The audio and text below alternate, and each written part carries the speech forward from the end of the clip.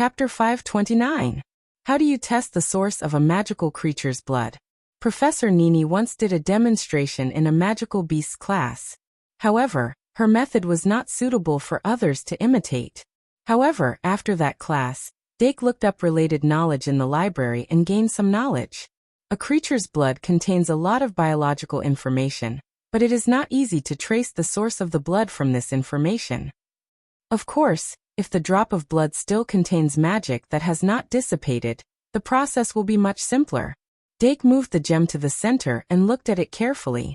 The shape of the gem was like a drop of water, but it emitted a fiery red light. If magic was injected and stimulated, the original magic in its body would have a stress reaction, and it would emit a bright fire, causing the surrounding temperature to rise rapidly. A magical creature that could cause such a phenomenon with just a drop of blood was actually rare. It could be said that from the beginning, the scope of tracing was relatively limited. Remember the website, MVIP, can't you? VIP Dake still remembered the rumor that Deanna had been talking about. There was a phoenix egg, hidden in the canteen's Easter eggs. Therefore, when he obtained the gem that sealed the fire elemental magical creature's blood, he also imagined that the drop of blood inside was the legendary phoenix's blood. This thought was only extinguished when he came into contact with the phoenix's flame. Although the phoenix was only a magical elf and not a real living phoenix, the nature of her magic should not be too different from that of a flaming phoenix. However, the magic aura emitted from this drop of blood was very different from the phoenix's magic aura. But if it was not the phoenix's blood, then what could it be? Dake began to prepare for the tracing experiment with a trace of hope. The experiment was not difficult. Some basic fire elemental materials, and a few overlapping magic arrays. With these preparations, he was able to draw a simple magic array.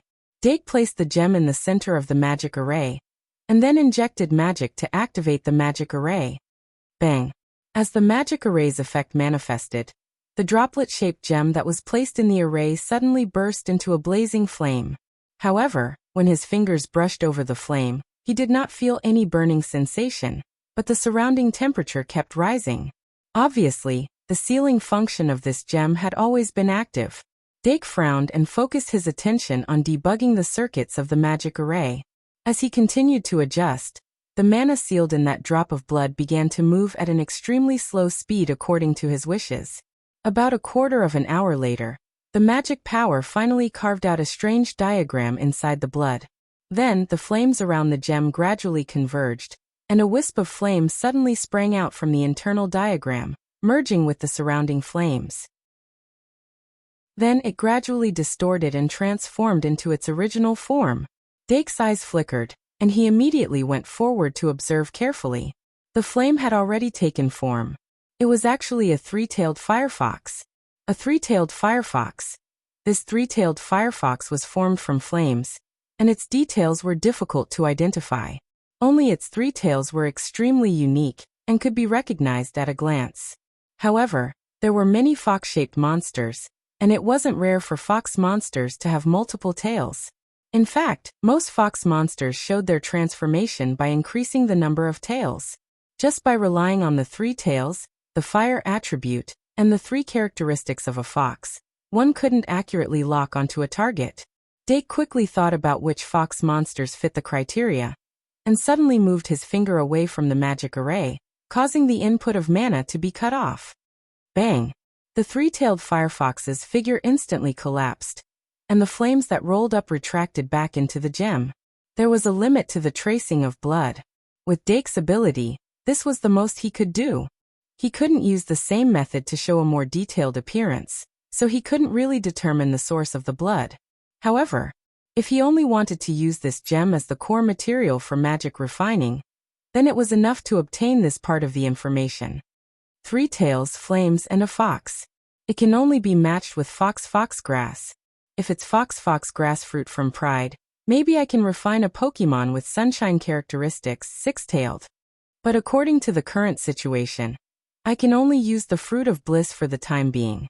Maybe it'll work? Dake couldn't help but rack his brains. No matter what kind of creature a fox was, it gave an inherent impression to most intelligent creatures, which made it naturally compatible with bliss. If the target was a fox-type magic fairy, the possibility of accurately locating it was extremely high. It was just that six-tailed and its evolved form, nine-tailed, didn't seem to have the potential to learn a fairy's killer skill. For Bliss, the fairy attribute was actually a more compatible attribute than the evil attribute. Night Moon Fairy Bliss. Dake picked up the gem and carefully measured it. For a creature like the nine-tailed fox, even if the attributes don't match, people can't help but associate it with bliss. Of course, this could also be a trap. A dangerous trap to lure a gentleman into it. So, should I jump into this trap or not? Dake thought for a while, found the fox grass among a group of cat grasses, and then waved his hand. Me. The fox grass immediately trotted over excitedly. It didn't look like a plant at all. Although the influence of Great Sin on them was far less than that of the magic fairy. Every time it bloomed and bore fruit, it seemed to make them more spiritual. In the long run, they might be able to transform. With unrealistic fantasies, Dake hugged the fox grass on his knees, then skillfully scratched its chin, making it cry out. After playing for a while, Dake took the thinking bottle filled with bliss to the place where the worm tree was planted. The worm tree was a feeding machine for the cat grasses, a replacement for the nipple. Its existence was necessary. Even if there were a large number of high-level thinking bottles in the future, it could continue to make its presence felt. From morning to afternoon, at a deliberately slow speed, Dake successfully cultivated a fruit of bliss. In the end, only a thin layer of bliss was left in the thinking bottle. After that, he started the refining experiment without stopping. After nearly an hour, the final product was placed on the experiment table. Looking at the light cocoon on the table that was emitting a pink mist, Dake couldn't help but touch his chin. In this kind of basic refining, he could no longer imagine the possibility of him making a mistake. However, this stability was actually relatively rare for a magister. Most magisters couldn't guarantee the success rate of the basic refining method until they were old. Until now, Dake could only understand that it was because the quality of his magic power and the upper limit of his control ability were high enough. As for the underlying factors, he only had a slight feeling, but he didn't have the ability to investigate further. In short, it was now time for the exciting prize. Six Tails is a fire-type Pokemon. It has an extremely high affinity for fire-type and super-types.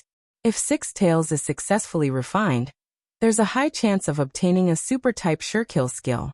Six Tails can also master a fire-type Surekill skill called Purgatory, which complements the name of the demon god. But even if it's not Six Tails, as long as it's a fox-type magic fairy, it's not unacceptable. Dake picked up the mercury knife and began to cut the seam. In fact, among the magic fairies he refined, there were also types like Trash Slime. Even if he used that drop of blood as a foundation, it was extremely possible to refine a subspecies of a primordial monster. But no matter which type it was, since he had already refined it, even if it was a Trash Slime fox, he would gladly accept it. This was because from the moment the fruit of bliss was added, the magic fairy that was refined would definitely have spiritual intelligence. Once it had spiritual intelligence, it couldn't be treated as a simple magic fairy card. The process of racking his brains to refine it was similar to the process of giving birth. But if I think about it this way, wouldn't I be able to achieve the achievement of having 20 children? With a thought, Dake suddenly pulled his hand, and the light cocoon split open from the middle. As if something that had been accumulating for a long time had suddenly erupted. A rich aura of bliss surged out from the light cocoon. Dark instinctively felt that this time's magic refinement might very well be an unprecedented success. Perhaps the gem that was opened from the Easter egg in the cafeteria was sealed with the blood of some incredible monster? Perhaps this was the real Easter egg. Dake was a little excited and couldn't wait to use a pair of tweezers to take out the finished magic card covered in transparent mucus. The golden halo emanating from this magic card meant that it was of unquestionable high quality. Yes, a gold card. Walala. After washing the magic card clean, Dake shook off the water droplets and looked at the card surface. What emerged from the card surface wasn't the little fox with 6 tails, but a digital beast that had left a deep impression on him. In the work of Digimon, Dake's impression basically came from the previous few works. Among them, his impression of the first, second, and third works were the deepest. Apart from the first work, his favorite was the third work. And the magic fairy that was refined this time came from the third work. On the surface of the magic card, there was a beast-shaped digital beast hugging its knees. Its slender body was covered with golden fur, and its chest and abdomen were covered with fluffy white fur. Its eyes were cold, and its waist was slender. Its fox-like eyes were filled with an indescribable coldness. It was a golden fox that stood upright like a human, but it gave people the feeling that they were looking directly at a woman with fox ears and a human face. Although digital beasts didn't have gender differences, after all, their reproduction method had nothing to do with gender. But in fact, there were many digital beasts with gender characteristics. Whether it was the angel beast, the siren beast, or the demon fox beast in front of him, they were all like that. That's right, this magic fairy was one of the female protagonists in the third work of Digimon, Makino Riko's partner, the demon fox beast. Dake's deepest impression of it was its cold and decisive personality, which was far higher than the average digital beast's high intelligence. No matter what situation it was in, it would never lose its cool. That innate ability allowed it to be victorious in every battle. This was perhaps the second extremely belligerent magic elf that Dark owned. The first one was the Eagle Wrestler. Dake reached out and tapped the demon fox beast's forehead, and the latter suddenly raised its head in the card, showing a disgusted expression. Being stared at like that, Dake couldn't help but feel awkward, and then quietly retracted his hand. Then, he pretended that nothing had happened, and injected magic to check the demon fox beast's information. Card name, Demon Fox Beast. Type, Fairy card. Level, *****. Race, Bird Beast. Attribute, Fairy Magic, 1800 Attack, 1500 Defense, 1200 Ultimate Skills, Fox Transformation, Fox Leaf Wedge, 8 Vine Fists, Fox Flash. Although this digital beast was a 3-star, it had more than 1,500 magic points, a total of 300 points. Part of Dark's good impression of it came from its ultimate form, the Kaoi Beast, Ancient Sandtooth Beast. In addition, it also had the additional form of a witch. No matter which form it was very compatible with Bliss. Its race was the same as the Lion Beast, which was more of a bird beast. As for its attribute, it was actually fairy, which surprised Dark quite a bit. Dake originally thought that it might be the same as the Lion Beast, which was a combat type, but obviously not. Its 3 attributes were even higher than Meow Meow, which was also a 3-star magical fairy.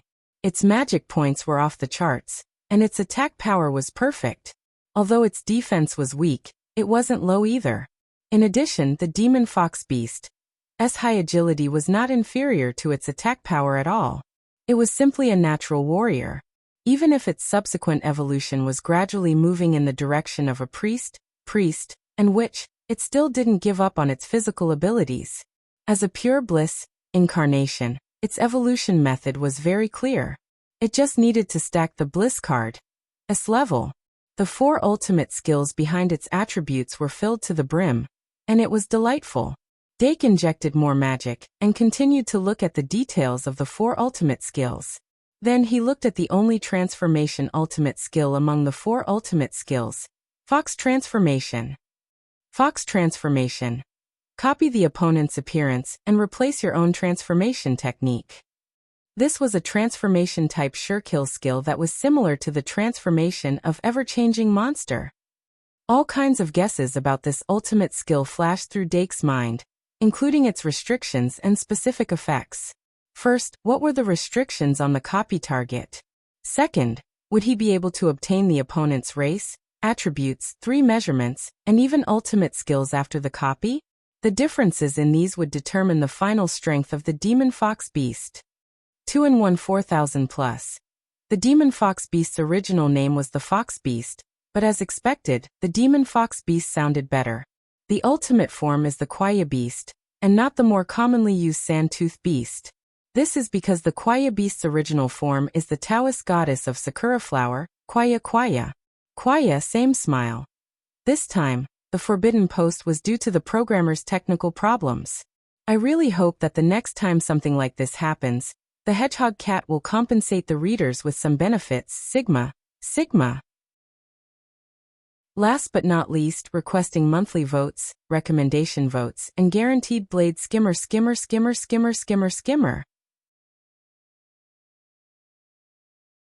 Chapter 530.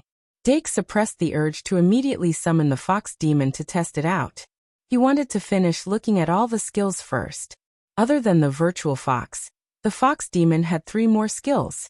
However, the effects of the remaining 3 sure kill skills could be seen from their names: Fox Leaf Wedge, 8 Vine Fists, and Fox Flash Strike. A long-range skill, a close-range skill, and a movement skill. Fox Leaf Wedge.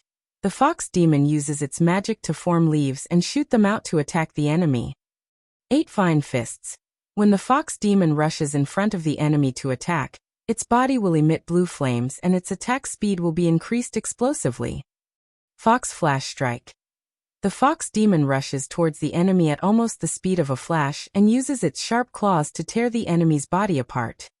The descriptions of the 3 skills were very clear. Remember, https://mvipcanchu. VIP Fox Leaf Wedge wasn't just a long-range skill, it was also an AoE skill. If used properly, it could reach the effect of the Hawkman's Feather Dance. As for its power and strength, Dake thought that it was quite strong. But he still needed to test it out. 8 Vine Fists was obviously a close-range skill. But it was different from the skills that Dake was familiar with. It increased the speed of the punches. Increasing the speed of the punches couldn't change the difference between attack and defense. Once the opponent's defense couldn't be broken, no matter how fast the punches were, they wouldn't be able to cause any damage. On the other hand, if the opponent's defense could be broken, the high-speed punches could cause multiple damage. Even if the opponent was worn down, they would still be able to kill the opponent. But there was a limit to any explosive skills. 8 Vine Fists. Limit might be the number of punches that could be used at once. 8 punches might be the limit. Dake continued to look at the last skill. Fox Flash Strike. This was obviously a skill that could increase the speed of the fox demon in a short amount of time. Unfortunately, it wasn't Flash Strike. But the burst of speed would bring more damage. Together with the sharp claws, it was very effective for assassination and armor piercing. All in all, other than Virtual Fox, the other 3 sure kill skills were all strong offensive skills. They showed off the demon fox's warlike character to the fullest. Dake pondered for a moment before chanting the normal summon. In the name of Dake Dimung, I summon the demon fox. As the cherry blossom-like light shards fell from the sky, the demon fox's enchanting body gradually took shape amidst the pink radiance. The moment its feet touched the ground, the demonic fox beast leaped backwards and pulled away from Dake. Her slender fox eyes narrowed slightly, and her gaze was filled with caution. Perhaps it was because Dake had poked its forehead with his finger, but there was still a faint look of disgust on its face. However, if one were to look closely, they would notice that its cheeks were trembling slightly. Its claws that had landed on the ground could not help but tighten, and its toes dug into the ground. It was as if he was trying his best to control himself from doing something irrational. As the incarnation of bliss, the demon fox had the instinct to pursue bliss since birth. And the essence of a magic fairy was to serve its master. Everything about it belonged to its master. However, the demonic fox beast's strong and rational personality made it very repulsed by its instincts. It did not hate its master, but it hated itself for not being able to control itself. Dake was a little disappointed that the demonic fox beast did not pounce on him and ask for a hug like Fairy EV. But he also felt a little relieved. Newly born magic fairies could not control their own actions, and would often cause him some trouble. It was easier to get along with the demonic fox beast. Thus he smiled and extended his hand to the demonic fox beast, saying, "Let's get to know each other. I am Dake Dimung, your master." The demonic fox beast gritted its teeth and replied cautiously, "Demonic fox beast." However, the warmth that came from the handshake made its cheeks redden. Thus, it immediately let go of his hand after greeting him, as if it was resisting the temptation of ice cream in order to slim down. Dake was happy and relaxed. He said, "Then let's try the first sure kill skill. Virtual Fox?" The demonic fox beast nodded slightly and focused its gaze. Dake said, "Why don't you try changing into my appearance first?" The demonic fox beast raised its hand and curled its 2 fingers. Light gathered at its fingertips and soon, a green leaf appeared. It looked like the leaf that a leopard cat used to transform into. It also placed the leaf on top of its head. Then, with a flash of light, the originally slender body suddenly transformed into Dake's appearance. Apart from the slightly different eyes, Dake almost thought that he was looking at a mirror. He could not help but praise. "It's not inferior to the shapeshifter at all." "What is the shapeshifter?" The demonic fox beast was silent for a moment and asked. Dake smiled and said, "One of your companions. It can also transform, but its transformation may be stronger than yours." The demonic fox beast frowned and showed an expression of disbelief. Dake had already lowered his head and looked at the demonic fox beast's magic card. Sure kill skills like transformation would generally be degraded according to the strength of the opponent. For example, the shapeshifter's transformation. Under normal circumstances, transformation could only completely copy the data of the same rank magic fairy. Once this limit was exceeded, only part of the data could be copied. If the difference in rank was too great, perhaps only the appearance could be copied. It was the same for the demonic fox beast's virtual fox. However, there was a fatal difference between it and the shapeshifter's transformation. It could not copy the sure kill skill. Just like the description of virtual fox, the demonic fox beast could only copy the appearance of the opponent to replace its own body structure. Its appearance would change because of this, and its attack and defense attributes would also change because of the change in its body. In addition, its race and attributes would also change, and it would even gain some special characteristics. This was very similar to the shapeshifter. As for its sure kill skill, it did not change. This meant that it could use its own sure kill skill in the form of a clone. And the limitation of its transformation should be that it could not be 2 ranks higher than itself. In other words, it could transform into a second-rank magic fairy and obtain the attributes of a second-rank magic fairy. In this point, it was obviously stronger than the shapeshifter. However, the shapeshifter had unlimited potential. It could rely on the Great Sin card to increase its star level to transform into a magic fairy of a higher rank. And the demonic fox beast's virtual fox only gave it the ability to compete with a second-rank magic fairy. This didn't sound surprising at first. However, the demonic fox beast was only a 3-star magic fairy. If it weren't for the time limit of the virtual fox transformation, and the fact that it couldn't maintain its normal appearance like the shapeshifter, it would even lose the meaning of evolving into a second-rank magic fairy. Dake knew that he had picked up a treasure this time. After the virtual fox experiment was completed, the other 3 sure kill skills experiments were also completed very quickly. Basically, the strength and restrictions of the 3 sure kill skills were consistent with Dake's guess. After he recorded the data, he solemnly took out Bliss 3. Because next, it was the long-awaited evolution experiment. After using Bliss 3, the demonic fox beast should theoretically evolve into a mature, 9-tailed fox beast. However, it could not rule out the possibility of evolving into a subspecies, demonic fox beast. However, no matter which one it was, he could accept it. After thinking about it, Dake conveyed his intentions to the demonic fox beast. When the demonic fox beast was surprised that it could evolve, it couldn't help but reveal a look of anticipation. Dake placed Bliss 3 between 2 fingers and lightly tapped it, instantly activating it. The light of bliss that shot out from the card instantly enveloped the demonic fox beast's body. The bliss emblem appeared on its forehead, causing it to emit a faint demonic aura. Then the light of evolution bloomed from the center of the demonic fox beast's body, and its body structure underwent another drastic change. When the light of evolution dissipated, a golden fox with 9 tails appeared in front of Dake Dimung. Demonic fox beast, 9-tailed fox beast. The 9-tailed fox beast was a demonic beast-type digital beast. Its overall appearance was not much different from the legendary 9-tailed fox. The tip of its tail and feet were burning with blue flames. The 2 antennae on its neck were like colorful ropes used for sacrifice, and the tip was like a golden bell. In between its eyebrows and the upper part of its limbs, there was a Tai Chi pattern that symbolized Tao. On the whole, it was filled with a mixture of demonic and righteous aura. Although the nine-tailed fox beast's body had undergone a huge increase, it was actually the level of its mental strength that had been strengthened.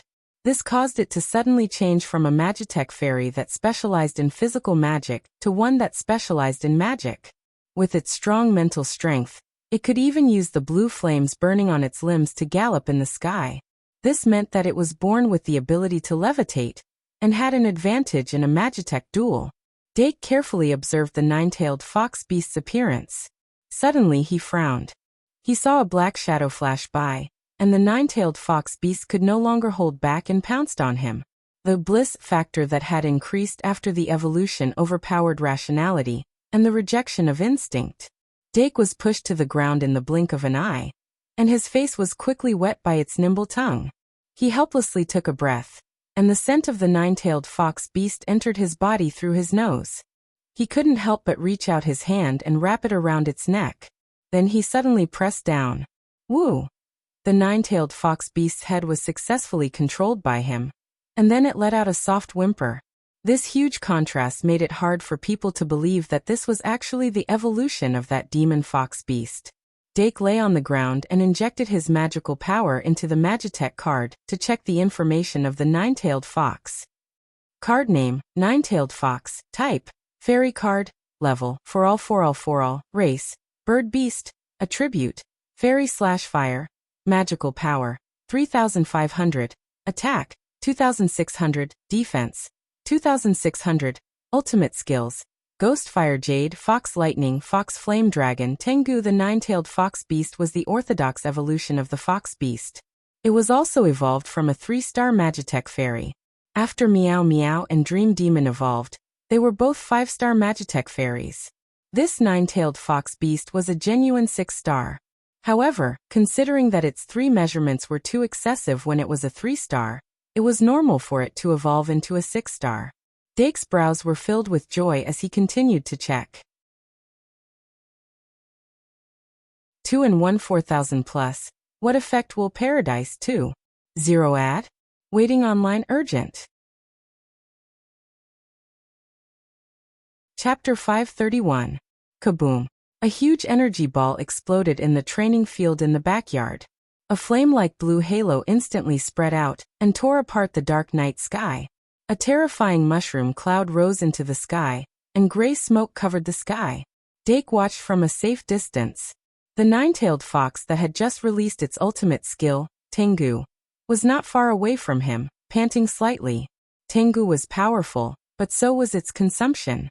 The blue flames on the nine-tailed fox's tail and limbs had completely disappeared, and its magic was almost depleted. Before the 15-minute evolution time limit was up, the nine-tailed fox's body suddenly shrunk, and unexpectedly degenerated back to a fox demon. Looking at the fox demon that was half-squatting due to exhaustion, Dake raised his hand and patted it lightly. The maid who came with him immediately came forward and skillfully handed it water to wipe its sweat. The fox demon's eyes were filled with repulsion, but it could not avoid the towel that covered its face. Dake squinted his eyes and thought carefully. After the digital beast evolved, if it consumed too much magic, it would indeed exit the state of evolution early. Website. https://m. Vipcanshu. VIP. He just didn't expect this heavenly hound to be a sure kill skill that released all the remaining magic in one go. As the nine-tailed fox's body was released with the blue flames, its magic was completely depleted, and only the part that supported its body was left. After that, it was likely that it would not be able to replenish its magic for a limited time. This side effect would still exist even after it degenerated into a fox demon. Dake took out the energy potion and began to calculate the duration of this side effect. 6 minutes. The actual duration of the side effect might be slightly different due to various factors, but it was roughly around 6 minutes. Dake pondered for a moment and let the maid bring the fox demon back to the mansion. At this time, the mansion's dining room had already prepared a sumptuous dinner. It was considered a small celebration for the fox demon's addition. As of today, a total of 20 magic elf cards were finally gathered. According to Dake's plan, he could start upgrading Paradise tonight. However, considering that the upgrade materials for Paradise were not unlimited, and frequent failures would also reduce the durability of Paradise. Therefore, Dake needed to spend as much time as possible on the early stages of preparation. Moreover, tonight was the time to help the demon fox integrate into the family. Magical guide fairies like the demon fox were obviously tired of rubbing up against others. If they weren't properly guided, they would likely be isolated. Dake didn't want such a situation to occur among his magic guiding fairies. After a night of pleasure, the next day, Dake brought the Paradise upgrade package to the lab. Paradise's upgrade method was not complicated. It was divided into 4 parts. The first part was to use a special refining method to reverse deconstruct the magic card Paradise, so that it would return to a semi-finished state. The second part was to record the information of the 10 new magic elf cards according to the previous method. The third part was to re-inject personal information and make targeted adjustments to Paradise. The fourth part was to smelt the core materials needed for the upgrade and complete the refinement. Based on the choice of core materials, the mage could add a new effect to Paradise. Claire had prepared a total of 3 core materials for him. Each core material was compatible with Paradise and could bring about different effects. The first core material was a seed with the grass attribute. It could allow a special healing flower to grow on the ground of Paradise. As long as the body was in the fragrance of the healing flower, the magic guiding fairies recorded by Paradise would obtain an additional HP, magic power, recovery rate. Before the final refinement, Dake didn't know how much magic power recovery rate it could provide.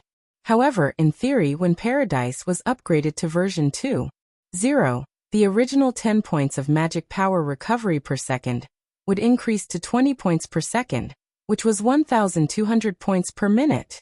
Even if the magic guiding fairies consumed a portion of magic power for their existence were excluded, they could still recover hundreds of magic power per minute. This was actually extremely exaggerated. If the first core material was chosen, it could further enhance magic power recovery on the basis of 20 points per second. Just thinking about it a little would tell how terrifying the effect would be. As for Dark himself, he was more inclined towards this kind of core material.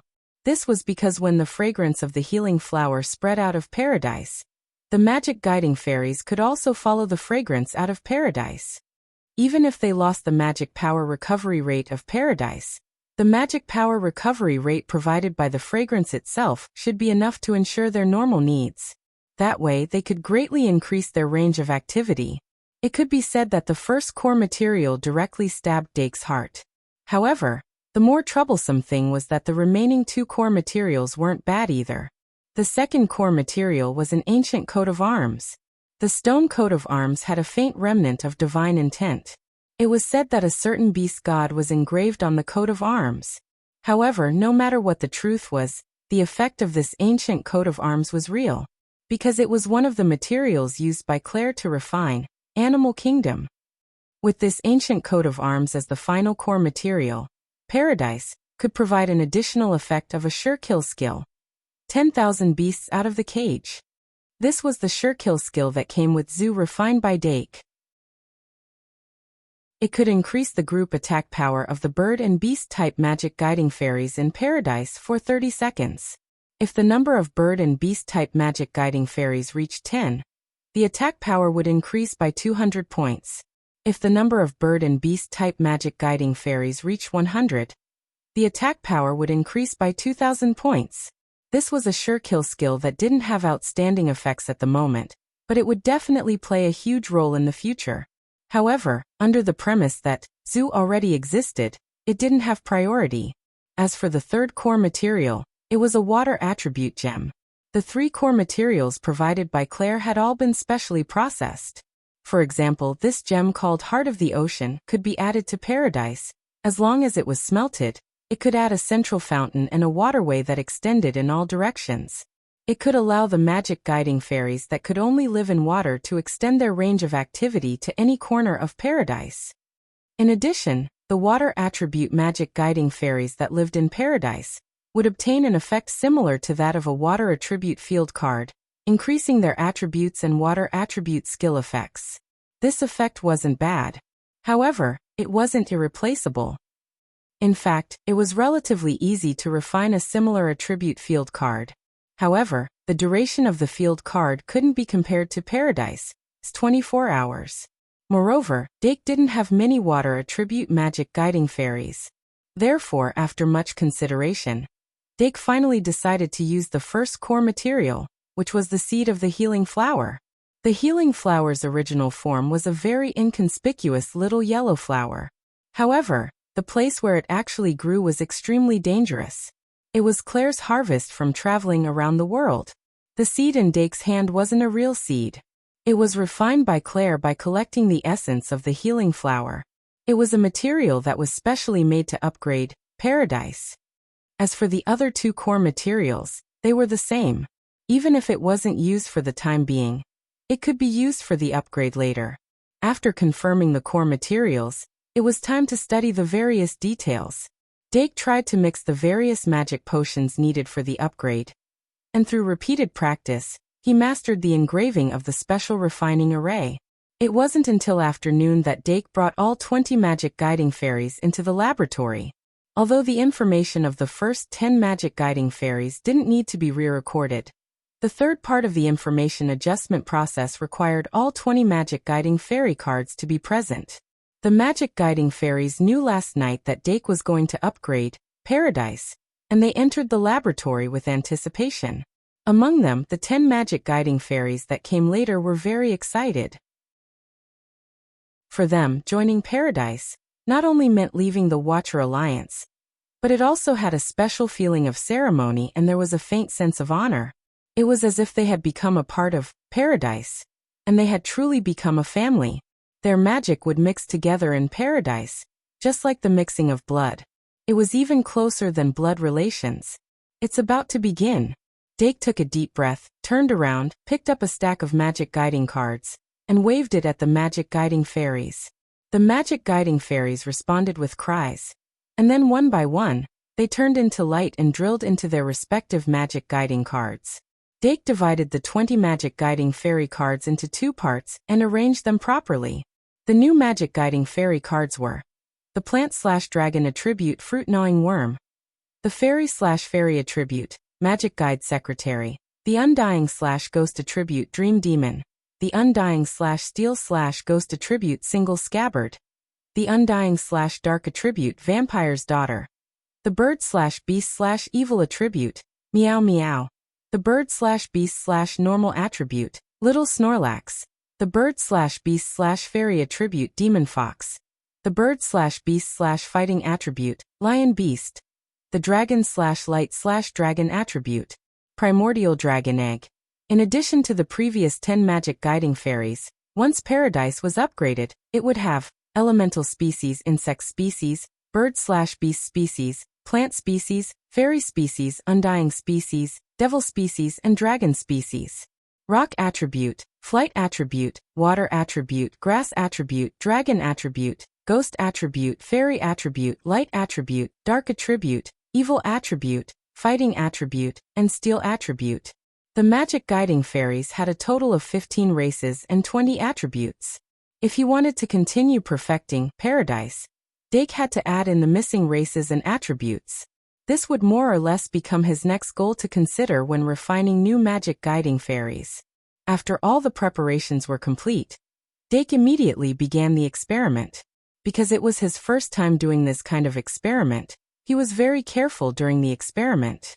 The difficulty of upgrading Paradise was basically focused on the first part, which was the reverse deconstruction of the Paradise magic guiding card. Dake had not come into contact with this kind of knowledge until now. He only knew that if he wanted to refine the magic guiding card a second time, he had to first perform the reverse deconstruction. The reverse deconstruction of every magic guiding card had different methods and details. The exploration process alone was extremely complicated. If it wasn't for the simple method provided by Claire, Dake wouldn't have been able to complete this step. After a total of 2 failures, he finally completed the reverse deconstruction of Paradise on the 3rd try. He only deconstructed a very small part, which was equivalent to opening a small hole in the Paradise magic card, returning it to a semi-finished product state that was close to a finished product. Then, the next step was to input the information of the newly added 10 magic guiding fairies. This step was not difficult. Dake injected magic power and activated the program that had been set in the Paradise magic guiding card. Suddenly, on the surface of the magic guiding card, magic formations with different radiances appeared one after another. These magic formations were of different heights, stacked on top of each other, and there were halos expanding and contracting on each magic formation. According to the races and attributes of the 10 magic guiding fairy cards, he selected 10 corresponding magic formations from these magic formations. Then, he raised the magic pen and pointed out the rest of the magic formations one by one. When there were only 10 magic formations left, he continued to inject magic power and made slight adjustments to each magic formation used, so that the 10 magic formations were of the same size and formed a circle on the same plane. Then he placed the 10 magic guiding fairy cards one by one on the magic formations corresponding to the races and attributes. After all of them were placed, he further activated the program to collect information. After that, the 10 magic formations maintained their rotation and revolved around Paradise. It was like a star map. The process of inputting the information was relatively slow, but as long as he maintained enough patience and waited, there would not be any mistakes. Dake took the opportunity to recover, and then waited until the inputting of the information was completed before he began the third part of personal information adjustment.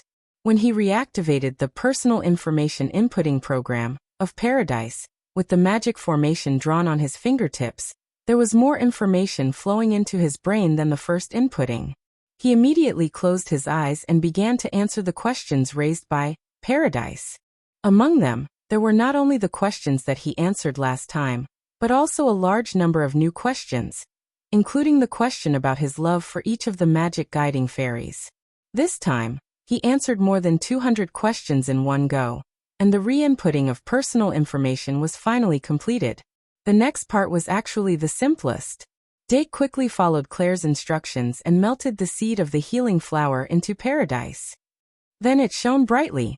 When the light faded, this Paradise was finally upgraded to version 2.0. Dake immediately focused his attention to check. He saw that on the surface of the card, the amusement park with the huge Ferris wheel had changed. The Ferris wheel, which was originally a standard model, had an extra layer of paint on it, making it look like a special holiday edition. The dark night in the background was still quiet and peaceful, forming a huge contrast with the dynamic theme park. But at the top of the dark night, a round moon that had never been there before emitted an eye-catching bright light. When magic was injected, the neon lights in the park flickered one by one. The ribbons and balloons that set off the festive atmosphere slowly floated, and the merry-go-round actually played music while rotating. When he opened his eyes, there were indeed small yellow flowers that emitted a faint fragrance blooming on the ground. The fragrance of the flowers even floated out of the card's surface and into his nostrils, making him fascinated. Dake originally thought that Paradise 2.0's changes were just a few more small yellow flowers, but he didn't expect that there were so many changes. If the original card surface was an illustration that was worth 3,000, then it was obviously worth more than 30,000 now. The upgrade this time was a complete transformation. After thinking for a while, Dake stacked the 20 magic guiding fairy cards scattered on the table, and then took out Magic Guide Secretary to summon it. After Magic Guide Secretary was summoned, he then slowly injected magic into Paradise, to examine the effects of Paradise in depth. As expected, Paradise's basic magic regeneration rate had increased to 20 points per second. As for the three sizes of the magic guiding fairies, there was no change. It was still the same. For every magic guiding fairy belonging to Paradise, magic attack and defense plus 100. But now that there were 20 magic guiding fairies, the highest magic attack and defense increase was 2,000. The overall effect was directly doubled. Apart from that, the summoning time -1s effect did not change. Increasing the three sizes and summoning time -1s could be said to be the most basic attributes of Paradise, and theoretically, it couldn't be changed. As for the additional effects, first was the additional increase in the magic regeneration rate brought by the healing flower. If it could increase by 10 points per second, it would be enough to satisfy Dake's needs. But as the number of magic guiding fairies around him gradually increased, Dake still couldn't find out the details. He couldn't help but frown. Do I have to activate it to know? With this thought in mind, Dake waved at the magic guiding fairies and stepped out of the laboratory. Then, he was shocked to find that he had been in the laboratory for an entire afternoon. The sky outside was gradually darkening, and there was a trace of orange-red sunset on the horizon. Dake walked out of the mansion and nodded to the maid who followed closely behind him. He then went to the outdoor training field and personally summoned Vampire's Daughter. After the 20 magic guiding fairies and the moon god's soul were summoned, Dake fully activated Paradise in the training field. Rumble. Amidst the rumbling, exquisite buildings rose from the ground. The wide training field turned into a huge amusement park in the blink of an eye. A pitch-black curtain covered the sky, and a round moon emitting a dense pink mist appeared on the curtain, as if there was a moon hanging in the dark night. The fragrance of the healing flower instantly rushed to the face, and even continued to spread to the periphery of the amusement park. The magic guiding fairies were immersed in the fragrance, and clearly showed a relaxed expression. Dake directly picked up the magic guiding card of Magician's Secretary, and checked it. Magician's Secretary had been summoned many times, and its magic had been greatly depleted, but as soon as Paradise was activated, its magic began to recover at an extremely fast speed. Dake counted carefully and said, 22 points per second? 2. 5 points in 1, 5 out of 100 plus. Chapter 532. Paradise 2. 0 provided a base mana recovery rate of 20 points per second. Sorcerer's Secretary's mana recovery rate was 22 points per second. This meant that the fragrance of the healing flower only provided it with 2 points of mana recovery per second. Isn't this too little? Dake couldn't help but frown. Little devil beast. Here. Small dart. Under Dake's signal, the little devil beast immediately shot a shark head syringe into the empty space, and its mana decreased by 50 points. However, in the next second, Dake noticed that the little devil beast's mana recovered by 21 points. The Magician's Secretary's mana regeneration is 22 points per second, and the little devil beast's mana regeneration is 21 points per second. Could it be?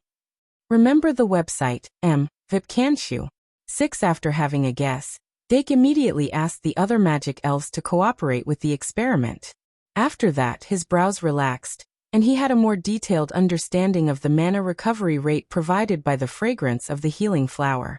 Sorcerer's Secretary's star level is 2 and Little Devil Beast's star level is 1. This means that the fragrance of the healing flower can increase the mana recovery rate of the magic elves of Paradise by the same amount as their star level. Although it's a little different from what I expected, this additional increase is in line with the natural consumption of the magic elves. This means that as long as the magic elves are within the range of the fragrance of the healing flower, as long as they don't use their mana indiscriminately, they can continue to exist. Dake couldn't help but smile. At least he had achieved his goal of choosing the healing flower as the core material in the beginning. Next, it was time to test the additional effect of Paradise 2. 0. Yes, in addition to fragrant healing, this upgraded Paradise magic card had an additional effect. Dake couldn't help but look up at the full moon above the night sky.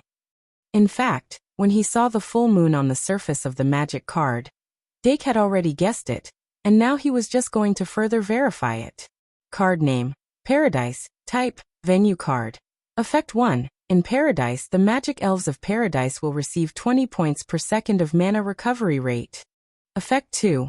In Paradise, for every additional magic guide elf belonging to Paradise, magic attack and defense plus 100. Effect 3. In the Paradise, the summoning time of the Paradise's magic guide elf-1s. Effect 4. Additional passive aromatic healing. Effect 5. Additional passive Moon of Bliss. Even though he didn't know the exact effect of the Surekill skill, Moon of Bliss, he could tell from its name that it was a Surekill skill related to bliss. After 2 consecutive entries of information, especially the second refinement, it seemed like Paradise was slowly morphing into his shape. Among the 20 magic elves recorded in Paradise, the majority belonged to Bliss. This might be the reason why Paradise was infected by Bliss first and not pride and greed. Dake thought for a moment and summoned the fox demon to his side. He said, "Try to use your ultimate skill and see if there are any changes in power." The fox demon nodded and walked forward silently. It then used its most direct sure-kill skill, Fox Leaf Wedge. In the blink of an eye, a green cyclone was formed on the palm of the demonic fox beast, and pieces of sharp green leaves condensed from it. It raised its hand slightly and the green leaves swept up like a whirlwind. They spun clockwise in the air. Dake said softly, "Let's see how it goes." The demonic fox beast suddenly waved its hand forward, and the green leaf's movement speed suddenly increased, shooting towards the ground in front of it. Bang bang bang. Dozens of craters appeared on the ground. "How is it?" Dake asked. The fox demon shook its head. "No changes." Dake frowned. Since it didn't increase the power of the sure-kill skill, what kind of passive effect does Moon of Bliss have? Could it be some kind of passive effect? Let me think. Could it be? Dake had an idea. He took out Bliss 3 from his card pack and looked at the fox demon. "Get ready." After the demonic fox smelled Bliss's scent, it frowned and hesitated. Obviously, it was too shy to try it after losing control after evolving yesterday. Although it was against it, it nodded coldly. Dake smirked and began to summon Bliss 3. In the name of Dake Dimming, evolve Fox Demon. Under the light of Bliss, the fox demon's body expanded rapidly. The light of evolution lit up the night sky. The nine-tailed fox demon stepped on blue flames and stood upright. However, the nine-tailed fox demon's handsome posture lasted for less than half a second. It suddenly turned around and ran towards Dake happily. Dake quickly stopped it. "Nine-tailed fox demon." The nine-tailed fox demon said. "Ing Heartsuit." Dake said helplessly. "Let's try the will-o-wisp jade first. See if there is any increase in power." The nine-tailed fox demon turned around unwillingly. Its 9 tails were raised up high. Blue will-o-wisp came out from the tips of its tails and circled around its body. Then it used its mind to shoot out a will-o-wisp and explode on the ground in front of it. Will-o-wisp Jade's single shot was obviously stronger than Fox Leaf Wedge. However, compared to yesterday's experiment, there wasn't much difference. Dake frowned slightly. He called over the little demon and used Bliss 3, Moon, to evolve it into Hydala Demon. Then he used another, Bliss 3 Moon, to evolve Little Ibu into Moon Ibu. However, even when Moon Ibu used Moonlight, which was closely related to the power of the moon, it didn't feel any increase in power.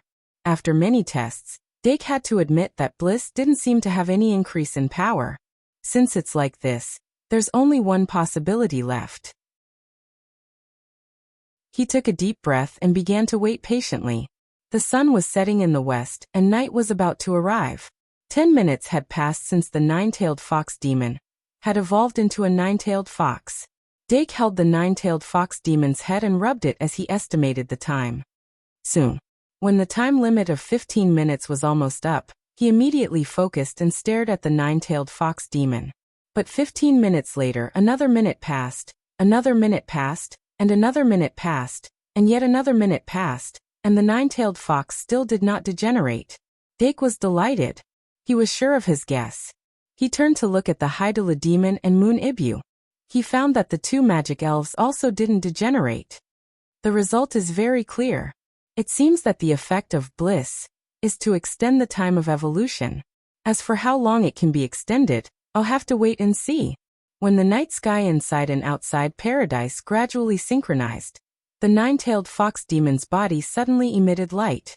Its huge body quickly shrank and finally degenerated into a nine-tailed fox demon. Dake hugged the nine-tailed fox demon, whose face was rapidly flushing red. He finally confirmed the effect of Bliss. Bliss. Under the illumination of Bliss, the magic elves of Paradise rely on the power of Bliss to strengthen themselves. The duration is doubled. This meant that the magic elves that used Bliss to evolve would be able to evolve for 30 minutes as long as they were in paradise. Although this effect didn't have much meaning in a magic duel, it had a lot of meaning in a real battle. A deck that relied on evolution to increase the strength of the deck couldn't be used in a continuous battle of attrition. The effect of bliss undoubtedly gave him more than double the margin for error. After thinking it through, Dake couldn't help but smile. Paradise 2.0's additional effect was to increase the duration of bliss s evolution. Then what about 3.0.4.0.5.0? It should also increase the duration of the other sin's evolution, right? He couldn't help but feel very excited. That night Dake explained the effects of Paradise 2.0 to Claire and excitedly began the final experiment. The refining of Nine-Tailed Fox Demon and the upgrading of Paradise could be said to be very successful. However, the refining of Pride wouldn't be so lucky. Dake divided the 35 points of Pride that he had painstakingly saved up into 2 portions. One portion was placed in an advanced thinking bottle that was made from a branch of Diesel's tree, while the other portion was temporarily placed in a normal thinking bottle. One bottle was worth 30 points, and the other was worth 5 points. According to the current pattern, Pride I requires 1 point of Pride, Pride 2 requires 3 points of Pride, and Pride 3 requires 10 points of Pride. Therefore, if I want to refine Pride, I have to prepare at least 30 points of Pride. But 30 points of Pride isn't enough. If I have an inexhaustible supply of Pride, the research of Pride will be much smoother. Currently, the production method of the emotion card doesn't seem to be able to satisfy the refining of Pride. However, I don't have a clue about the exclusive refining array that I've envisioned. It would be great if I had a large amount of Pride to experiment with. Dake took a deep breath and gradually calmed his emotions. Then he took out the information that he had recently spent some time researching. The emotion card could only be considered a simplified version of the magic card. Among the many refining arrays that were used to refine the emotion card, there wasn't a refining array that was specifically used to deal with emotions. Of course, there wasn't a corresponding charm either. Arvet's Triad Armament refining method was based on an exclusive refining array. Claire's Zoo series was based on an exclusive charm. Basically, an exclusive refining formation or magic incantation was necessary to refine a magic card.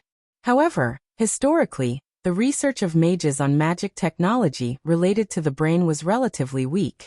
Dake had tried to find a refining array or charm that could be used as a reference, but to no avail. With his current level of knowledge, it was impossible to create a pavilion out of thin air. He needed a giant's shoulder to support his feet. However, he wasn't completely without direction. Among the information that he had gathered so far, there was something that could be used for research. A moment later, Dake unfurled an extremely long drawing on the table. The drawing's length-to-width ratio was as high as 10:1. The drawing depicted a peasant woman immersed in the joy of a harvest, a shepherd rolling among sheep, and a baby crying under the bright moon. From left to right, it formed an extremely long drawing. This was the mural that Dake had recorded on the wall of the second moon god's palace. At first glance, this mural didn't seem to have any incantations or arrays. However, it was carved in a circular structure on the wall of the moon god's palace, forming a ring that surrounded the statue of the moon goddess. Most importantly, it only existed in the second moon god's palace. This was the real reason why Dake had first noticed it, and made the sorcerer secretary record it. Compared to the first moon god's palace, the second moon god's palace was more majestic and had an additional mural. The result of this was that the two statues were in completely different states. The goddess statue in the first moon temple could not produce its own bliss at all. All of its bliss was collected by the marine church. However, the statue in the second moon god's palace had accumulated a large amount of bliss from the very beginning. According to what the moon god's soul said, there wasn't any bliss in her body when she was born. It was accumulated bit by bit as time passed. However, she couldn't tell how the bliss was produced. Fortunately, Dake didn't count on her from the very beginning, so he wasn't too disappointed. In short, without anyone else entering the second moon god's palace, the bliss in the statue couldn't have appeared out of thin air. After eliminating all other possibilities, there was only one left. The statue in the second moon god's palace could produce its own bliss because of the mural's existence. After coming to this conclusion, Dake became even more interested in the mural. Then, he gradually realized that the mural itself was very likely alive. The peasant woman, shepherd and baby in the mural could produce happiness, anger, sorrow, and joy. And that was the source of the bliss in the statue. Now that the second moon god's palace had collapsed, the mural no longer existed. However, the sorcerer's secretary had recorded it down. Although the copied mural no longer had that magical ability, if it could be deciphered or turned into a magic array or incantation imprinted on a magic card, it might be possible to reproduce part of its effect. Dake's next job was to decipher it. If the decipher failed, he would use a stupid but possibly effective method. 2 in 1 4000 plus.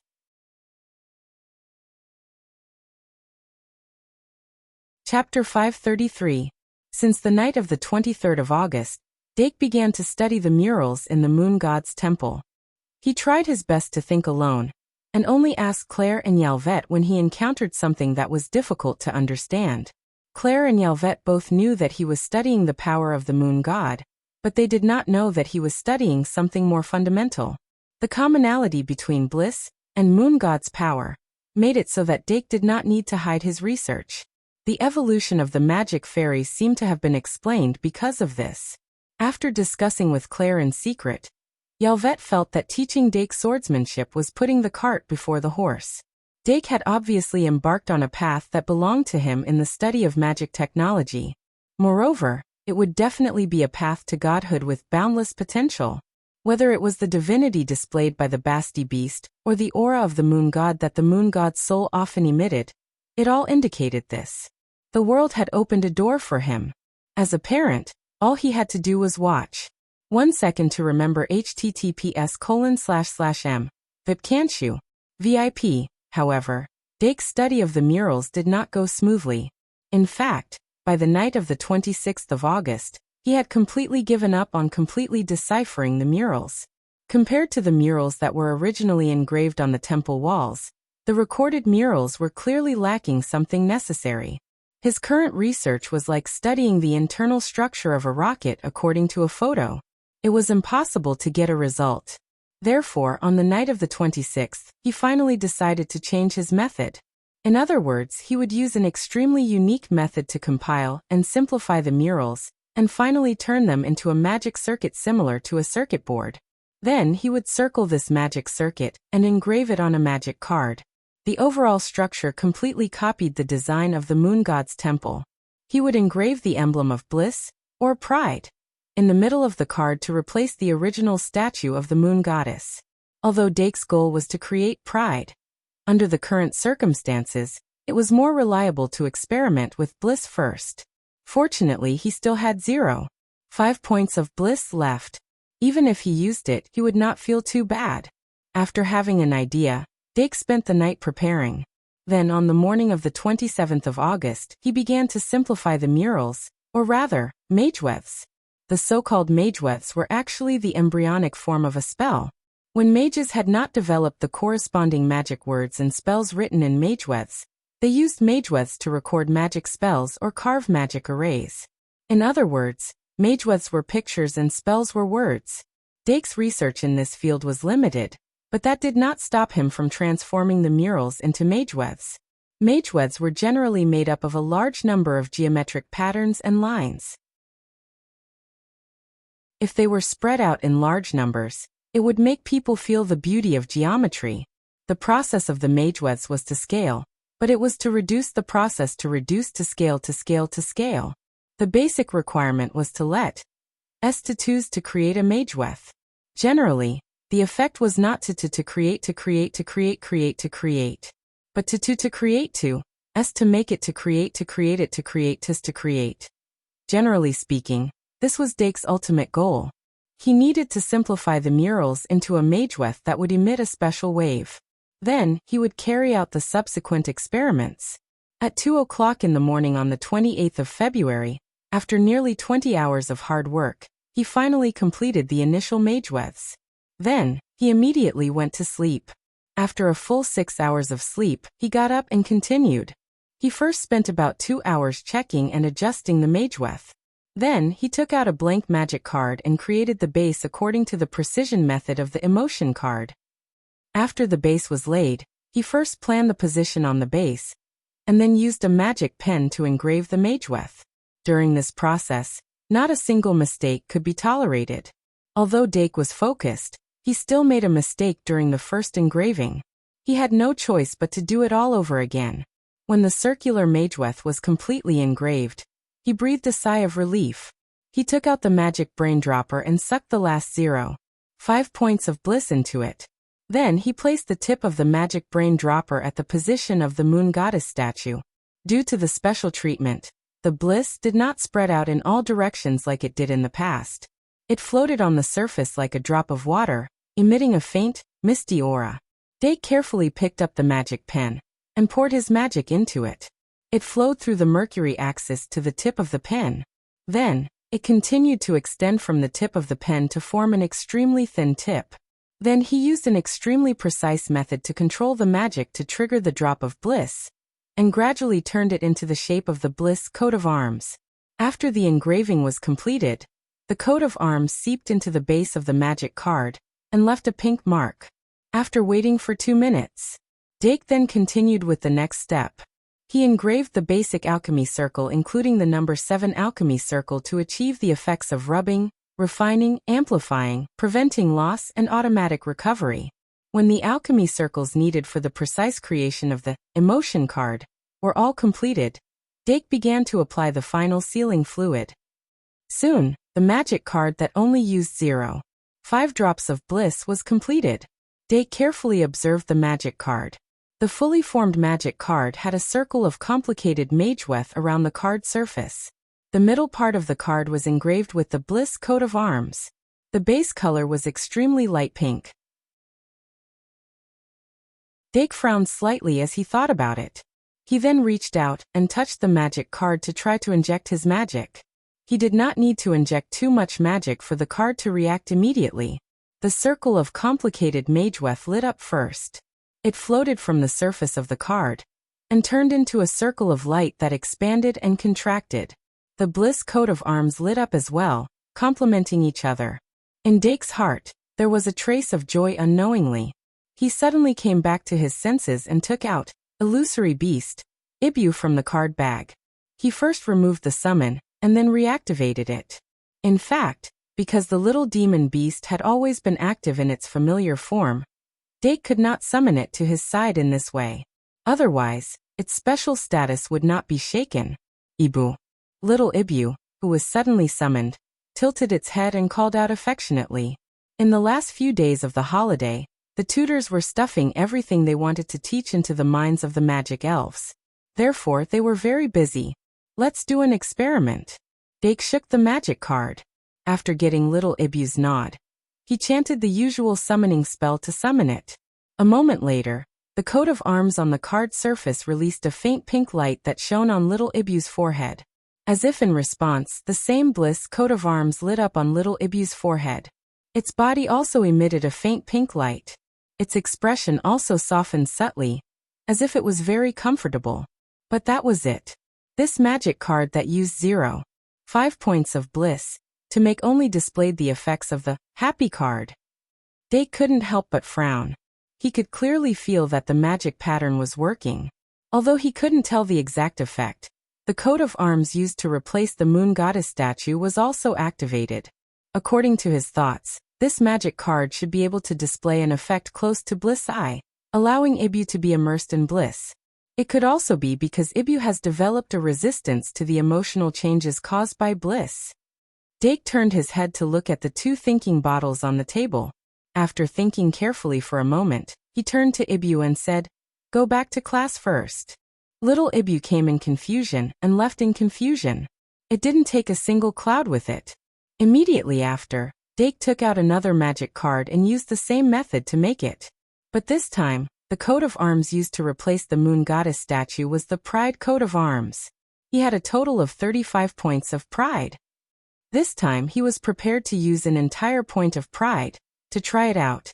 The main purpose of this experiment was to see if the magic pattern that was effective on bliss could also be effective on pride.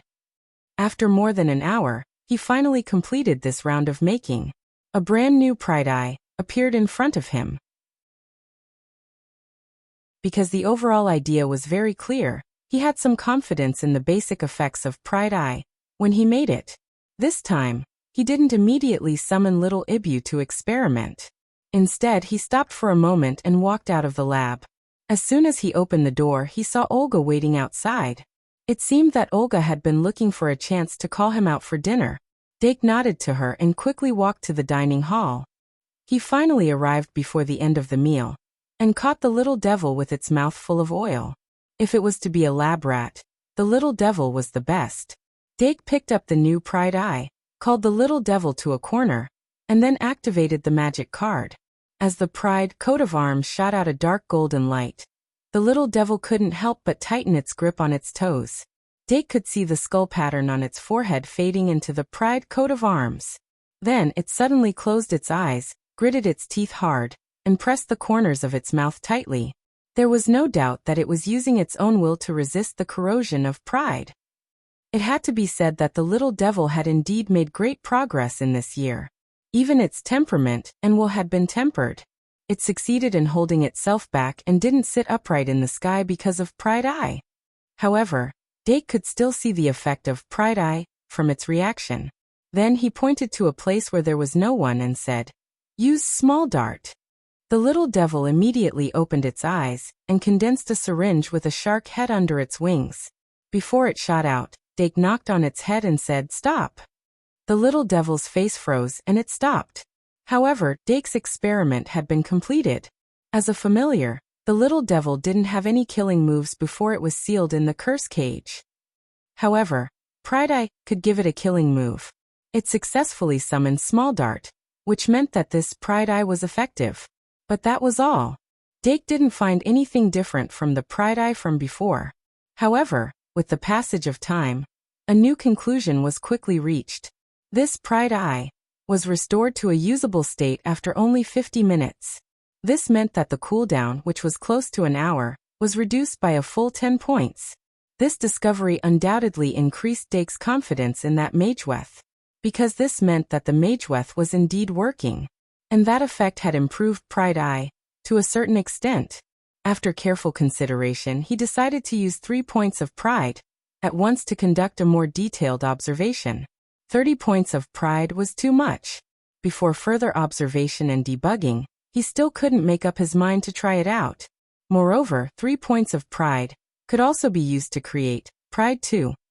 Although Pride 2 wasn't as useful as Pride 3, it could still increase the stars of the little devil, Ivan, and the polymorph. Of course, if he had extra pride, he might have used 10 points at once and used Pride 3 to complete this observation experiment. This time he was more focused and careful. Through the subtle magic waves, he made fine adjustments to the Mageweth, making the magic conduction smoother and more natural.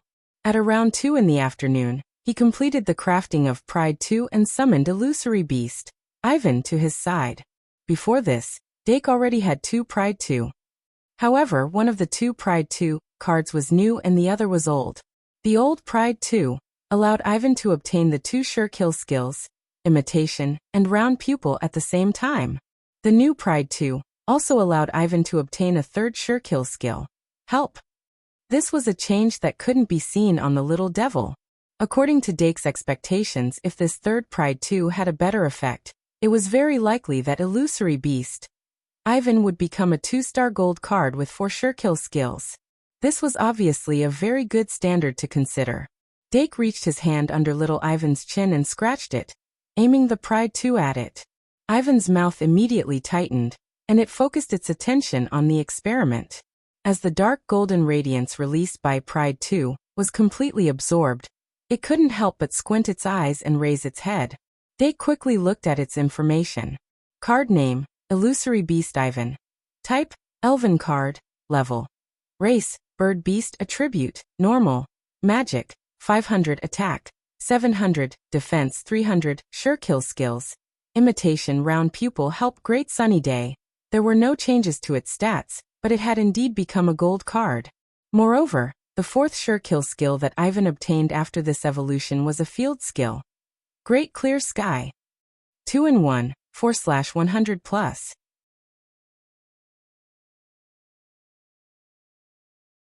Chapter 534. Great Clear Sky. Pride releases the power of the sun and clears the sky. Within 5 rounds, the sun will become more intense, increasing the power of light attribute killing moves and suppressing the power of dark attribute killing moves.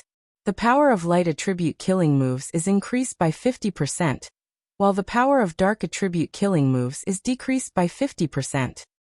It's a field skill that strengthens the light attribute.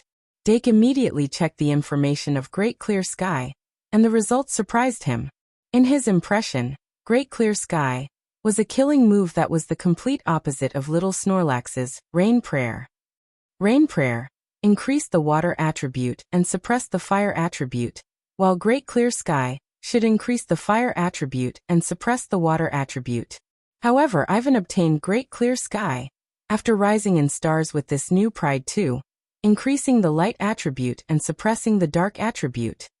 Could it be a special version of Pride? Dake couldn't help but ponder. This Great Clear Sky itself brought him a huge surprise, but if he used it as a standard to infer, perhaps there was an even bigger surprise waiting for him. As a phantasmal beast, Ivan was extremely special. Just like the other phantasmal beasts, he could rely on any one of the Great Sins 2 cards to increase his star level and obtain different Circle Pupil Surekill skills. Now that this new Pride 2 could give him the Pride version of Great Clear Sky, then could other types of Great Sins also give him the corresponding version of field skills? Website. https://mvipcanshu. VIP Dake thought for a while, and listed out Ivan's 2-star killing moves. Pride 2 First Edition. Imitation Circle Pupil Pride. Pride 2 Second Edition. Imitation Circle Pupil Pride. Help Pride 2 Third Edition. Imitation Circle Pupil Pride. Help Great Clear Sky Pride. Greed 2 Second Edition.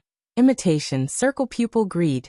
Desire. From this, it could be seen that using the same method to refine other types of Great Sins too, the probability of obtaining different field skills was extremely high. Dake couldn't help but smile. Looks like it's very necessary to refine anew, Bliss 2 and Greed 2 respectively. Yes, let's wait until we get back to school. Then he picked up Ivan and rubbed his cheek against him, muttering, "What a lucky star." Ivan. After Dake let Ibu go, he took a sip of apple juice to refresh himself. So far, the Mageweth transformed from the mural had already shown its effects. The new refining method developed using that Mageweth could obviously improve the Great Sin card, but the extent of the improvement, and whether it would be effective on the Great Sin card was still unknown. Let's name this Mageweth the God's Mageweth. After Dake wrote down the name of the Mageweth on the notebook, he immediately began refining the Great Sin mark. Regardless of whether the new refining method was useful or not, it was already the limit of what he could do. Even if he failed, there was nothing he could say. In the worst case, he could just research and develop it again or continue to improve it. Dake slowly calmed down and began to mix new brain juice, sealing fluid, and other things. When all the ingredients, including the 2 types of potions, were ready, he took out a new blank magic card and carefully smeared the brain juice on the card. Brain juice was a liquid that looked like egg white and had a faint sour smell.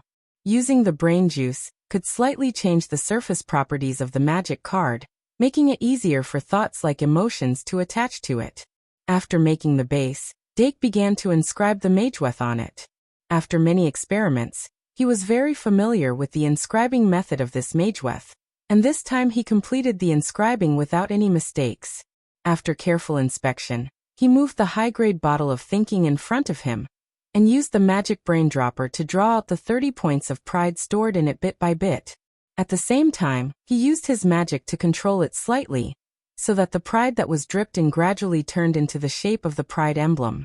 Basically, with 3 points of pride as a coating, a total of 10 coats were stacked until the 30 points of pride were all used up. Only then did Dake continue inscribing the other refining formations. He wasn't sure if the 30 points of pride were enough, and he wasn't sure if this magic card could hold the 30 points of pride. There were no signs of the Great Sin card during the process of making it, so he could only test it after it was completed. In short, the whole process was quite smooth. After he inscribed the last stroke, the entire refining formation was activated, and this untested pride card was officially refined. Dake looked at the magic card lying quietly on the table, and felt a little emotional. The magic card itself looked very stable. The dark gold surface of the card was engraved with the coat of arms of pride, and a circle of fine magic patterns. The overall structure of the card was no different from the new Pride 2, except that the color was darker and the breath of pride was thicker. He took a deep breath and said, "Whether it succeeds or not, I'll just inject my magic and see." So he used a pair of tweezers to pick up the magic card, rinsed it in the sink, and then put it back on the table and carefully injected his magic. The circle of mageweth around the card surface lit up first, and then the emblem formed by the 30 points of pride in the middle also responded. The power of pride was obviously overflowing. It seemed to mean that there was no problem with the magic conduction of this magic card. Dake retracted his hand and tapped his chin. The Great Sin card had the effect of making the magic fairy evolve or rise in stars, and it existed based on the characteristics of Pokemon, digitized beasts, or other magic fairies. In other words, it did not have a specific evolution ability, and it only had a similar effect of strengthening. It could temporarily change the personality of the magic fairy, or give it intelligence. This was the basic effect of the Great Sin card. The Pride magic card in Dake's hand definitely had the effect of making people arrogant. As for the other effects, it was still up for discussion. Dake went to the classroom personally this time, and picked up the little devil beast from the classroom before returning to the lab. For such an unknown experiment, the familiar was more resilient than the magic fairy, and it could bear more risks. The little devil beast flapped its wings and followed behind him, its eyes constantly moving. Ever since Dark Research released the first Pride card, they had relied on it to obtain experimental data. In other words, without the little devil beast, there would be no Dake Dimming today. Up until today, its importance had not changed at all. Thinking of this, the little devil beast could not help but flap its wings faster. After returning to the lab, Dake closed the door, nodded to the little devil beast, and asked, "Are you ready?" "Of course, at your service." The little devil beast landed on the table, gently patted its chest with its wings, and bowed like a gentleman. "Very good." Dake nodded and began to summon the Pride card. In the name of Dake Dimmung, magic summoning. When the Pride card in his hand, which was developed with 30 points of pride, was officially activated, it was as if spring water was gushing out, and the dark golden light of pride instantly burst out.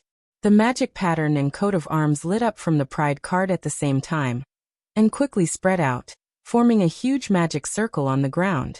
The magic circle moved forward under the control of Dake's thoughts, and in the blink of an eye, it came to the feet of the little devil beast.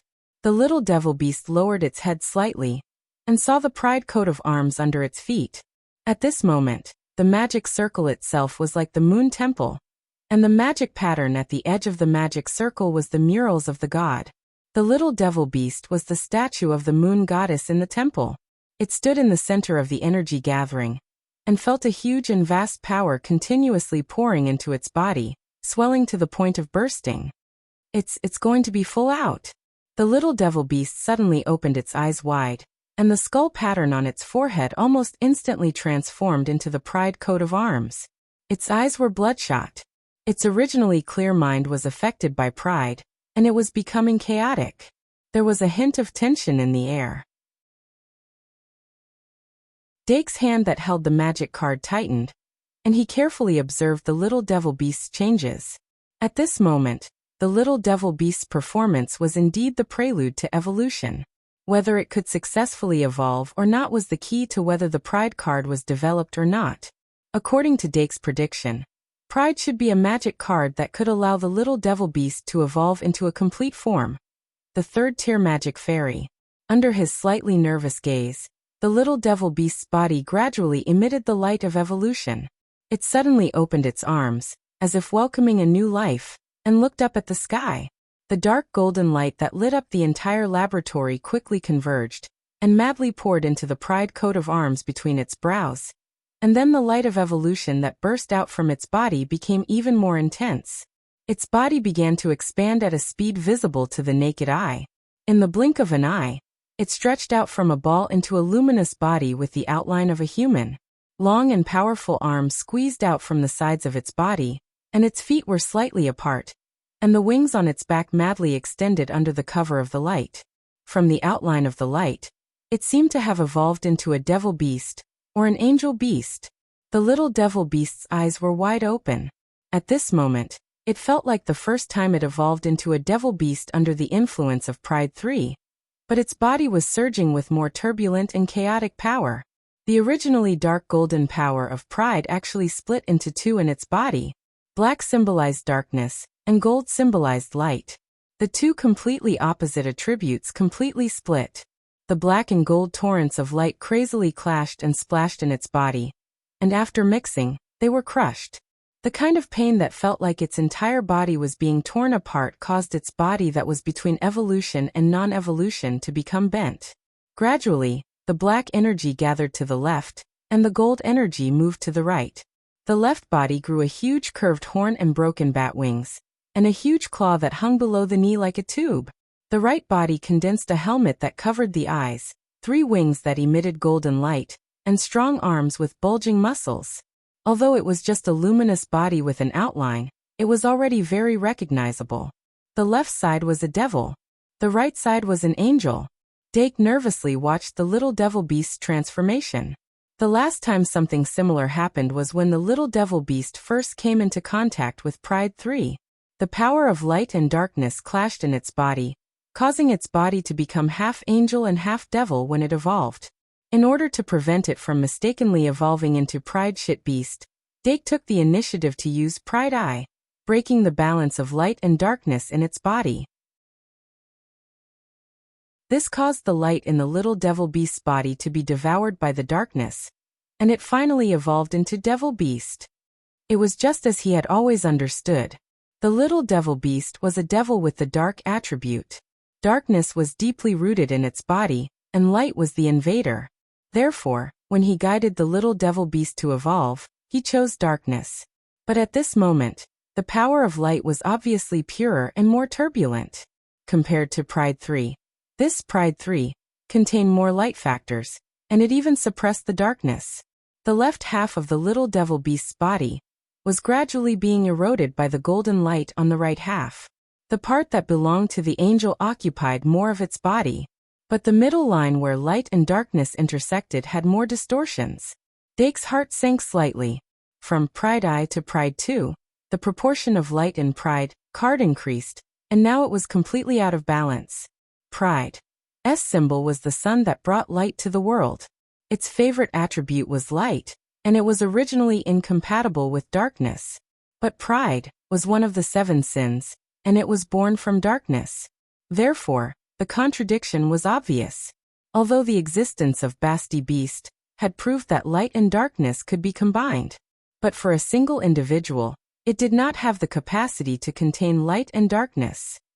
The little devil beast could not directly evolve into an angel beast. As Pride card's level continued to increase, this situation would probably become more serious. The light in Pride could very likely completely suppress the darkness, and the little devil beast could not evolve into the ultimate form through Pride. Dake shook his head violently and got rid of those distracting thoughts. The current situation was not the time to think about those far-fetched things. The little devil beast situation was very complicated. The Pride in his hand was not necessarily a complete product. This could be seen from the fact that the upper half of the little devil beast's body was in the form of devil beast and angel beast, and not vampire devil beast and holy angel beast. However, this incomplete Pride 3 clearly had power that far surpassed Pride 3. This caused the little devil beast's current situation to be in an extremely contradictory and awkward stagnant state. Dake could not predict what the little devil beast would become if it continued. He could only take out Pride Eye and Pride 2 from the card pack based on his past experience, and try to guide the light and darkness forces in the little devil beast's body, so that the darkness would suppress the light again and gradually nibble it away. This would prompt the little devil beast to obtain a new evolution form. 2-in-1/4/100+. What will the little devil beast evolve into?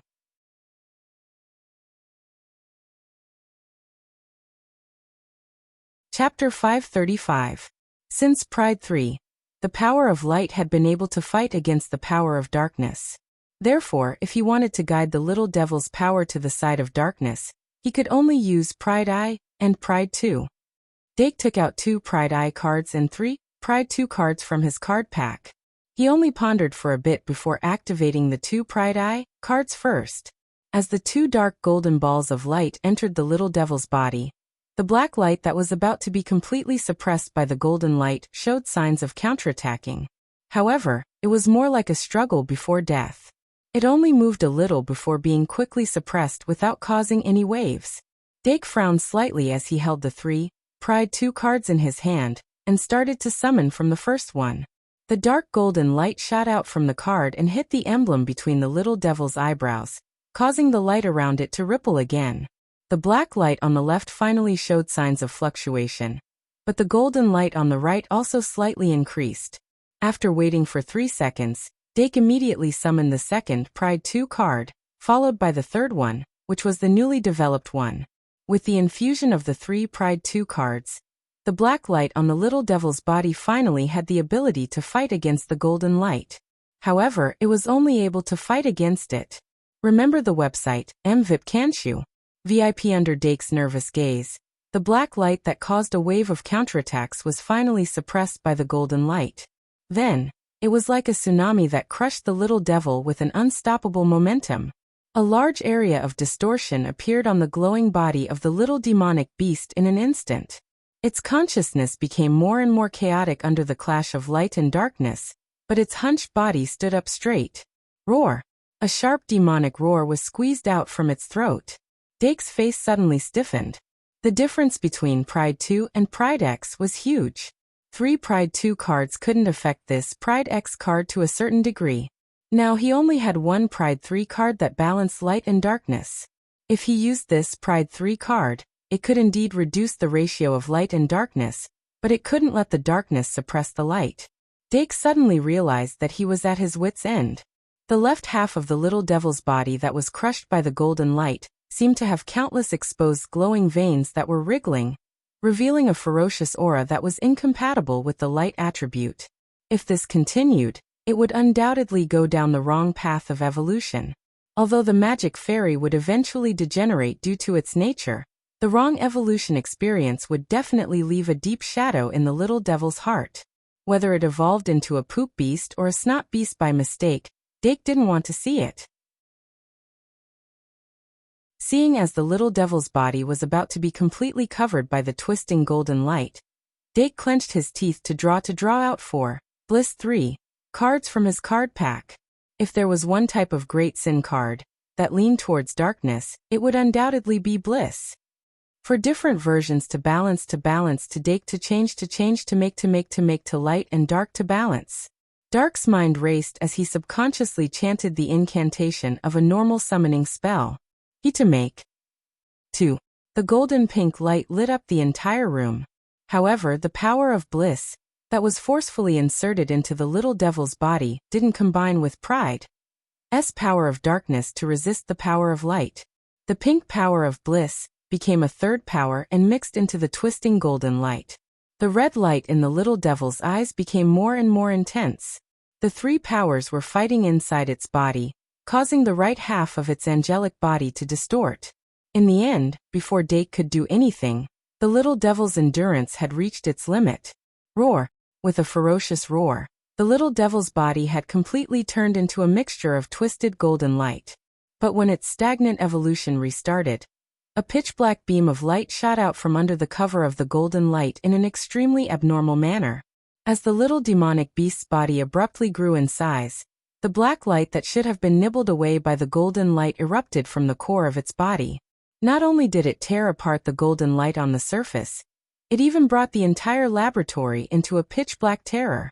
A sense of crisis suddenly flashed in Dark's mind. He seemed to have thought of something as his face darkened, and he quickly retreated. By the time he retreated to the entrance of the laboratory, the little monster's head had already reached the ceiling. Its entire back was bent again due to the narrow space, and sharp spikes drilled out from its body that was bursting with black light. Dake looked at the little devil's body in shock. It wasn't a demon, nor was it an angel. It wasn't even a poop beast or a snot beast. It was a digitalized beast that he was very familiar with. It was the zombie Tyrannosaurus. As the light on the little devil's body disappeared, its evolved body was completely revealed. It was a terrifying Tyrannosaurus that had shed its demon form, and was only left with pale white bones. It's a zombie Tyrannosaurus. Even though Dake knew from the beginning that the little devil could evolve into many digitalized beasts, he didn't expect it to evolve in such a wrong way. The zombie Tyrannosaurus appeared in the first Digimon. It was the product of the protagonist Tai's ancient beast's wrong evolution. Its flesh had been destroyed, and only its skeleton was left. Its empty eye sockets were burning with green willow, the wisps, and there was flesh and blood wriggling from its spine to its chest. After becoming a zombie Tyrannosaurus, it had completely lost its rationality. All that was left was its battle instincts from when it was alive. It was an extremely dangerous species. Little devil. Dake held on to his last shred of hope as he shouted. However, the zombie Tyrannosaurus only responded with an unconscious roar. When it opened its arms and smashed the counter in the laboratory, Dake clearly realized that the little devil had completely lost control after this evolution. However, he quickly calmed down. This wasn't the first time he had experienced something like this. Compared to the time when the witch beast was corrupted by the moon goddess and turned into an angel beast, he now had enough trump cards. He wouldn't be in such a sorry state again. The zombie Tyrannosaurus' wrong evolution can only last for 15 minutes. It won't be difficult to subdue it within these 15 minutes. The difficult part is roar. After the zombie Tyrannosaurus was born, it suddenly noticed the only life in the room. It roared, and the bone horn on its head shattered the ceiling. It pierced through the bricks above like a bone knife. Then it suddenly raised its claws and pounced towards Dake. The ceiling completely collapsed, and the falling bricks made a loud noise. Dake moved his finger, and the moon goddess soul in the classroom instantly disappeared. In the name of Dake Dimming, I summoned the moon goddess soul. The moon goddess soul that was summoned again landed beside Dake. It looked up at the zombie Tyrannosaurus that had lost its rationality and frowned. What is this abomination? It's the zombie Tyrannosaurus. Dake quickly said. Give it to me. All right. The moon goddess soul curled its lips, raised its cold hand, and placed it in Dake's palm. The moment their fingers touched, a silver-white light exploded from their palms, like the radiance of the silver moon. The gathered prayers shall become the new silver moon. Become the shining silver moon, armed evolution, moon goddess. The moon goddess soul body completely transformed into the silver moon's radiance. It spread from Dake's finger to his entire body, completely enveloping him in the silver light. His body quickly changed under the light of evolution, and in the blink of an eye, he turned into the body of an adult. When the silver-white armor stuck close to his skin and covered his body, he had shockingly evolved into a new digital beast, the moon goddess. The feeling of expanding power filled his body. Dake flicked his finger, and the single scabbard that had also disappeared in the classroom was summoned back into his palm. With the holy sword's support, his attack, which was already at 4,000, was increased by another 1,800 points. He didn't hesitate to rush toward the zombie Tyrannosaurus. His left hand grabbed the scabbard, and his right hand gripped the sword hilt. When he was about to come into contact with the zombie Tyrannosaurus, he suddenly pulled out the sword, and a blinding white light filled his vision. The zombie Tyrannosaurus bony claws were harder than steel, and the pitch-black aura that enveloped the claws not only gave it a higher attack, but also an additional corrosive ability. The claws and the sword violently clashed, creating a series of sparks. Dake squinted his eyes, and in this instant of battle he had already determined the zombie Tyrannosaurus's star level and attack power. He used more strength, and the bony claws that were wrapped in the aura of death were swept away.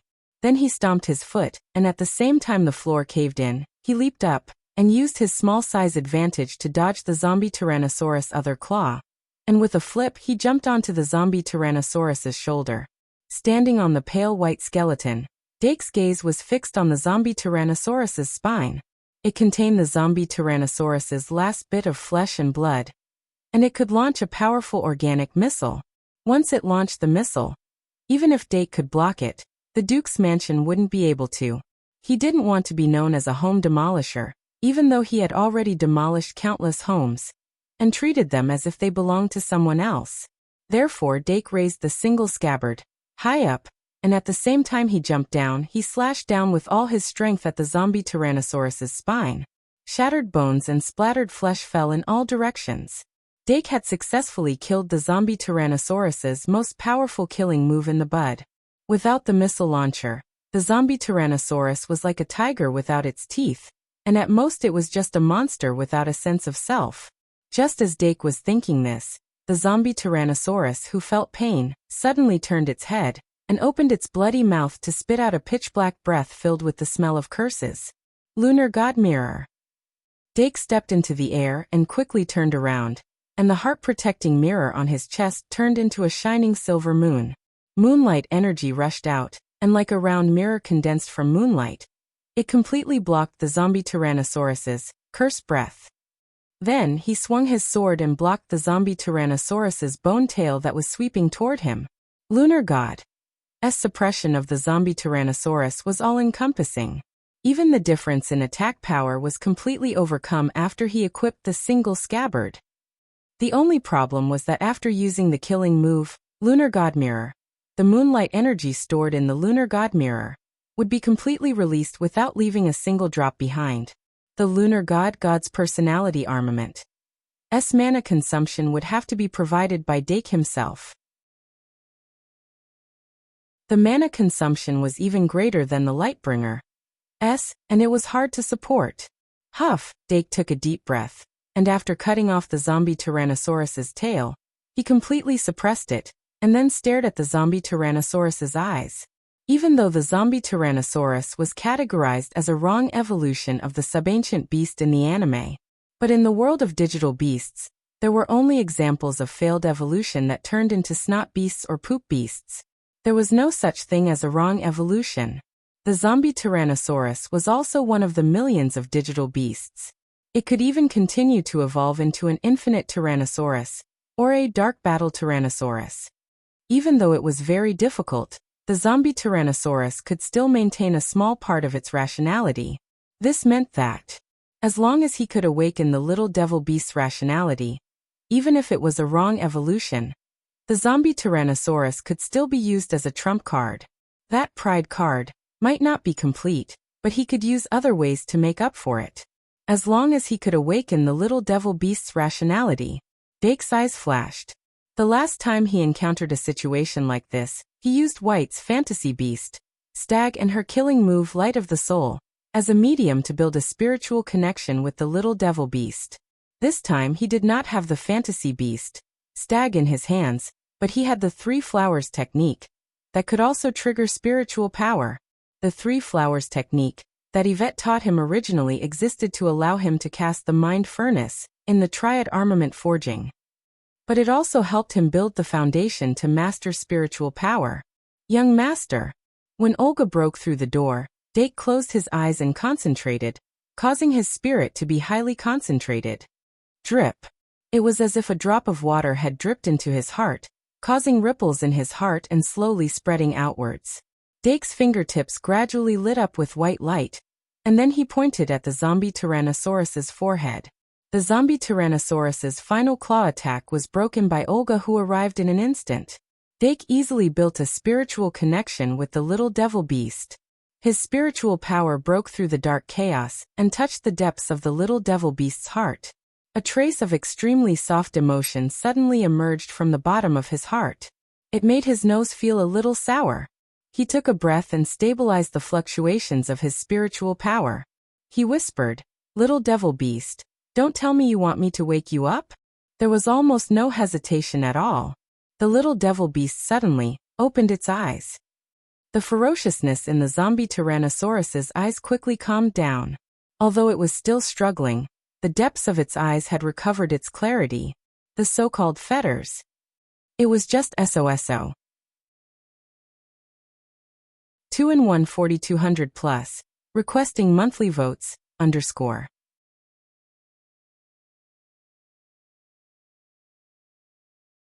Chapter 536. Seeing that the zombie Tyrannosaurus was gradually regaining its senses, Olga let go of the bone claw and took a step back. She patted her skirt and looked at the young master's silhouette. This zombie Tyrannosaurus was emitting a ferocious aura that was frightening, but the young master who was able to suppress that ferocious aura was even more shocking. But thinking that this was the young master's doing, she felt that it was normal. The corner of Olga's mouth couldn't help but reveal a trace of a gentle smile. In front of the zombie Tyrannosaurus's head that was close to the ground, Dake was also in a good mood. If he had to pick the one that had the deepest bond with him out of all the magic spirits, it would definitely be the little devil. Even the fairy Ibu who always clung to him didn't have the same connection with him as the little devil. But right now, the bond between him and the little devil was still only at the beginning stage. There was still a long way to go if he wanted to be like the spirit Archmage Red, who could form a spiritual bond with the magic spirits. When the time came, he wouldn't need to use the three-flower technique to stimulate the power of the spirit to communicate with the little devil. Instead, he would only need a thought to communicate with it. 1 second to remember. https://m. But can't you? VIP because the spiritual bond itself was a kind of use of the power of the spirit. Dake let go of the single scabbard and used both hands to lightly hug the zombie Tyrannosaurus's head. He softly said, "Little devil, remember this feeling. It will allow you to maintain your senses at all times." The zombie Tyrannosaurus nodded very slightly, and then wanted to rub itself against Dake's body. But its head was too big. Dake hurriedly used his hand to block it, and then took a step back. He reverted back from the moon god's armor form. The huge amount of magic power consumption made him feel a little uncomfortable, but that was it. He stretched his neck and took out the curse cage, Little Devil, from his card pack. After the Little Devil evolved, this magic card had become the curse cage, Zombie Tyrannosaurus. The Little Devil monster's evolution through Pride had been recorded by the magic card. Just like how it used Pride 3 to evolve into Demon Beast, it only needed one successful guidance to complete the next evolution according to the recorded information, and it didn't need to be guided again. In the end, it was the highest level Great Sin card that supported the Little Devil Beast's evolution. There was a fundamental difference between a low-level Great Sin card and a high-level Great Sin card. During the entire evolution process, the Great Sin card only played the role of guidance and promotion. This meant that as long as he did not interfere with it again, the little demonic beast only needed to use the incomplete Pride card to evolve into a zombie Tyrannosaurus. The current problem was how to make the little demon beast rely on itself to maintain its rationality after it evolved again. The only thing Dake could think of was repeated practice. His magic fairy had intelligence and the ability to learn. Through repeated practice, it could gradually familiarize itself with the feeling of evolution, and it would no longer be devoured by chaos. Before the zombie Tyrannosaurus degenerated, Dake injected magic into the curse cage, Zombie Tyrannosaurus, and quickly checked its information. Card name, Zombie Tyrannosaurus. Type, Fairy card. Level, Race, Undying. Attribute, Dark/Dragon. Magic power, 2800. Attack, 3800. Defense, 3200. Ultimate skills, Type 0 Cruise Missile, Oblivion Hunting Bird. Curse Breath. Death Claw. It was not different from what he expected. The zombie Tyrannosaurus had indeed entered the third tier. Although it was only 7 stars, this should not have much to do with the Pride card. If he could find out where the problem was and create a complete Pride card, it should be able to evolve the Little Devil monster into a more powerful complete form. Little Devil monster, Demon Beast. Dake pondered as he continued to read. The zombie Tyrannosaurus was an undying species. It had 2 attributes, Dark and Dragon. Its magic power was very low due to the loss of its flesh and blood, and it only had less than 3,000 points. However, its bones were strong enough, and it had a defense of 3,200 points, which was not weak among the 7 stars magic fairies. However, its most prominent point was its violent attack power. For the zombie Tyrannosaurus, that only had its battle instincts left, its basic attack power was 300 points higher than the 7 stars. This was the best affirmation of its battle ability. As for its sure kill technique, it focused on destruction. The most iconic ultimate skill was naturally the organic missile that was shot out from its spine. Type 0 Cruise Missile. Type 0 Cruise Missile. An organic missile that was born from the flesh and blood of the zombie Tyrannosaurus. It can cause additional damage to organisms. Its second ultimate skill was the enhanced version of Type 0 Cruise Missile. Oblivion Hunting Bird. Oblivion Hunting Bird. An organic missile that was born from the flesh and blood of the zombie Tyrannosaurus. After enhancement, it has the ability to track. Its power and range are significantly increased, and it can cause additional damage to organisms. Basically, the zombie Tyrannosaurus could only shoot out 2 missiles after its evolution. One was Type 0 Cruise Missile, and the other was Oblivion Hunting Bird. These 2 ultimate skills were of the dark type. They could eat away at life and cause additional damage to organisms. The last ultimate skill, Curse Breath, was the dragon's breath of the zombie Tyrannosaurus. Curse Breath. The zombie Tyrannosaurus spits out a black breath with corrosive effects. Anyone who touches it will become weak. It had the dragon attribute, and it had the curse of weakness. The good thing about it was that it had a relatively short cooldown. The last ultimate skill, Death's Claw, was a typical enhanced ultimate skill. Death's Claw. The zombie Tyrannosaurus manipulates the power of death to wrap around its claws, increasing its attack power by 1,000 points for a short period of time, with additional corrosive damage. Any ultimate skill that could increase one's size was very useful to the magic guide elf. Not to mention that the Death's Claw increased its attack power by 1,000 points. Compared to this ridiculous increase, its negligible corrosive damage was not worth mentioning. Dake nodded slightly. All in all, he was quite satisfied with the zombie Tyrannosaurus. As for ultimate skills, Death's Claw could increase its physical attack power. Curse Breath was an ultimate skill with a short cooldown. Although it was not particularly strong, it could increase the attack range and range.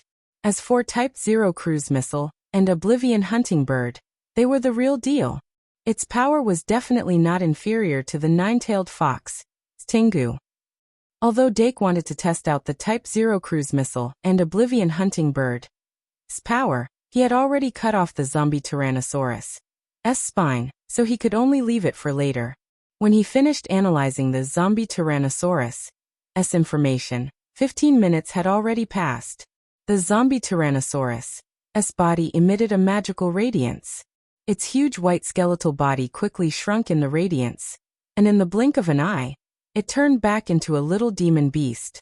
Dark stretched out both of his arms, and the little devil beast fell from the sky. It landed softly between his arms, and he took the opportunity to hug it. Rest for a while. Dake looked down and could not help but pat the little demon beast's head, feeling gratified. The maids in the castle came one after another, but they were all sent away by Olga. The whole laboratory was a mess. The experiment tools and the counter were all broken, and the ceiling was almost torn in half. Dake hugged the little demon beast and looked at the mess.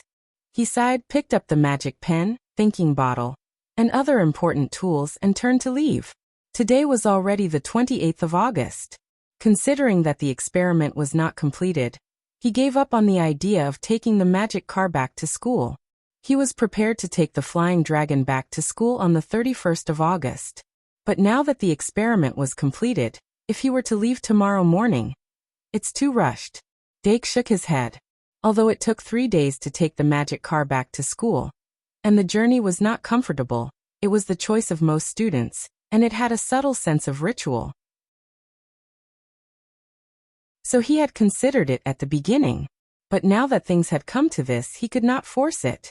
Next, he was going to further analyze the pride card and find the missing parts from the experiment. He was going to make up for it in the future. Once he successfully developed the first complete pride, it meant that his research on the great sins would enter a new stage. He was looking forward to it. But he could not rush it. And just as he was walking out of the laboratory with the little demon beast, Olga came from behind, and a faint fragrance quickly approached. Dake stopped. Olga whispered, "Young Master, Miss Joey and young Master John are having an admission banquet tonight. Are you going?" Joey and John? Dake was slightly startled and asked doubtfully, "When did they send the invitation?" Olga said, "Last night. It should be after confirming that young Master is not going to have an admission banquet." Dake understood. The reason why Olga did not inform him last night was naturally because he was focused on the experiment and could not be distracted. "Are they going to take the magic car back to school tomorrow morning?" Dake asked. Olga nodded, "Should be." Dake said, "That's a pity, we could have gone with them." Olga could not help but chuckle.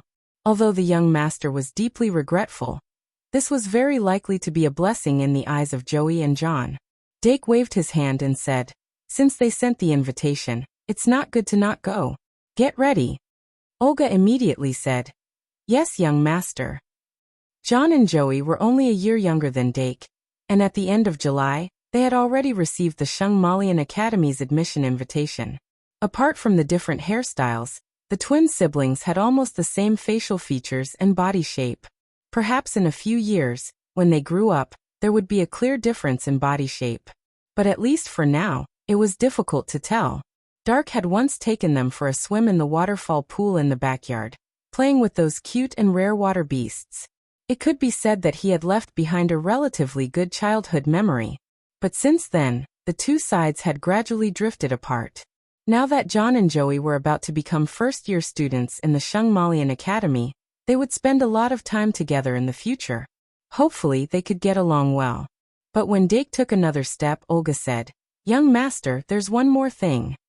Dake could not help but pause and ask, "What is it?" Olga said, "The two princesses, Anna and Anchi, will also hold a banquet in the palace." Dake frowned. When compared to John and Joey's family banquet, Anna and Anchi's banquet was bound to be more complicated and restrained. He did not like to go to that kind of occasion. If he could cancel it. "It's tomorrow night," Olga said. Dake quickly said, "Then it seems that leaving in the magic car tomorrow morning might be a very good choice." Olga could not help but laugh and said, "It's not easy to turn down an invitation from the royal family. Since the young master's experiment has been completed, there's no reason to turn it down." Dake said, "I know, but I didn't think that I would have to go to the banquet in the last 2 days." Olga said, "After all, it's an admission banquet and also a farewell banquet. No matter when John, Joey, Anna, and Anchi's admission banquet would be held, Dake would at most go through the motions. He still had some time to conduct at least one more experiment before he left tonight. Although the pride in his hand was not complete, it still allowed the little evil magical beasts to evolve into new forms. So theoretically speaking, it should also be effective on the two fantasy beasts. Even if it could not allow Fantasy Beast, EV and Fantasy Beast, Polymorph, to evolve into new forms, it could at least increase the stars of the two fantasy beasts. For example, it could increase the polymorph to 6 or 7 stars, or let EV evolve into a 6 or 7 star, Sun EV. The only problem was that it was not certain if it could be upgraded to the 3rd tier. Apart from these two fantasy beasts, the most likely target for Pride was the Diru beast. Unlike the little evil magical beast, which had a deep-rooted dark attribute, the Diru beast had a pure light attribute, which was perfectly compatible with Pride. This attribute, since Pride could allow the little evil magical beast to evolve into a new form, there was no reason that it could not allow the Diru beast to evolve into a new form. And this was what Dake was looking forward to the most. Even if it was very difficult, he still hoped that the Diru beast could evolve into a fairy beast. Apart from this, the lion beast, which was also the incarnation of Pride, could also evolve into a new form or increase its star level. Moreover, if Pride was injected into the original dragon egg, it could also give birth to a new blue eyes white dragon. 2 and 1 4,000 plus.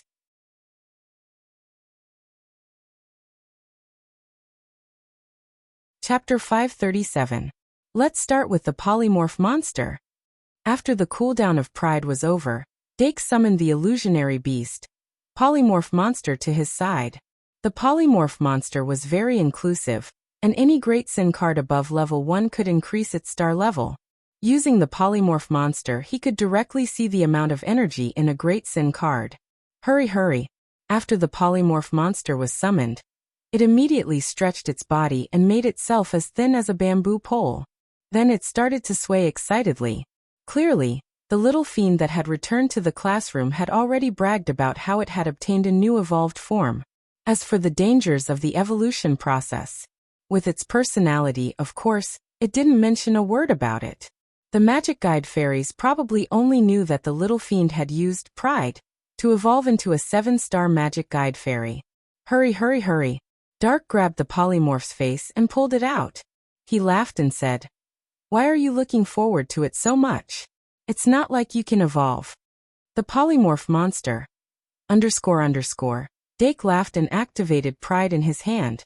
A dark golden light beam shot out from the card and shone on the body of the multiform monster. The polymorph monster bathed in the light of pride and seemed to be enjoying it. Obviously, it was different from the little fiend. It didn't care about pride's light and darkness attributes at all. The pride insignia on its abdomen became deeper and deeper, and the energy level in its body was increasing at a speed visible to the naked eye. It started to increase from 1 star. In the blink of an eye, the polymorph monster had crossed the threshold between the first and second steps. It continued to increase until it touched the barrier between the second and third steps. Then the edges of its body started to wriggle. Without a doubt, it was working hard to break through to the second step. Dake couldn't help but focus his attention on it. However, the polymorph monster was still a step away from breaking through to the second step. After a series of intense tremors, it suddenly collapsed and could no longer break through that layer of hard membrane. It failed. Dake frowned slightly. Fantasy beast, ever-changing monster, stopped after it reached 6 stars. The mana, attack, and defense of the ever-changing monster all dropped to 600 points. Although it was a slight increase compared to the 400 points when he was a 4-star, there was no fundamental change. If it couldn't break through to 7 stars, the polymorph monster wouldn't be able to transform into a 3rd-tier magic elf. This was a huge leap, but it ended in a premature death. Dake shook his head, but he was not discouraged. Hurry. But Multiform was clearly depressed. He picked her up and rubbed his cheek against her to comfort her. When the Multiform freak smiled again, he put it down. The Multiform freak then returned to the classroom. From the looks of it, Pride's energy level should be between 6 and 7 stars, very close to 7 stars, but it hasn't broken through yet. The reason why the little evil monster could evolve into a zombie Tyrannosaurus might be because of the war between the light and the dark. The intense conflict led to an even stronger explosion of energy, causing the little demon beast to break through its limits. Dake wrote down the experiment results and analysis one by one. He then closed the notebook and put it in his small bag. Next, he would be the representative of the Duke's mansion and attend Joey and John's admission banquet with Olga. Joey and John's admission banquet was also a family banquet. They only invited their family members and some relatives and friends, which was very much in line with the Dimming family's policy of keeping a low profile. Dake got on the Dragonhorn carriage and arrived at the twins' house in 10 minutes. Although it wasn't as grand as the Duke's mansion, Joey and John's house was still very luxurious. The Dragonhorn carriage drove directly into the mansion and stopped in front of the stairs. Dake got off the carriage and brought Olga into the mansion. He had been here when he was very young, but of course he didn't remember the specific route here. But Olga was surprisingly familiar with it. She dismissed the maid who came to welcome them and took on the responsibility of leading the way. Not long after, Dake arrived at the banquet hall. In the evening, the banquet hall was already full of people. Most of them were people that Dake had seen at the birthday banquet, but there were also a few personal friends of the host here. Dake raised his head slightly and saw a bright banner hanging high up. It was very similar to the banners that filled the streets when there was a top scholar in the college entrance examination in the county. The atmosphere at the banquet hall was also subtly similar. Dake attracted a lot of attention as soon as he entered, but most of the people present were his elders, so they just nodded at him from afar. Dake enjoyed this kind of social interaction very much. He followed the number on the invitation and found the main table. John and Joey's parents were chatting and laughing at the table. After a brief greeting, Dake sat down at the main table. Not long after, the banquet officially began. In the melodious piano music, John and Joey appeared in their best attire. Both siblings had blonde hair and blue eyes. Their facial features were vaguely similar to Dake's. Should it be said that they were Dake's cousins after all? They were also handsome and beautiful, but slightly inferior in temperament. But when they saw Dake below the stage, their expressions froze. Their originally smiling faces stiffened, and they lost even more in temperament. Halfway through the banquet, Dake said something to John and Joey's parents before leaving the table and entering the balcony through the side door. Olga came with him and closed the door to the balcony.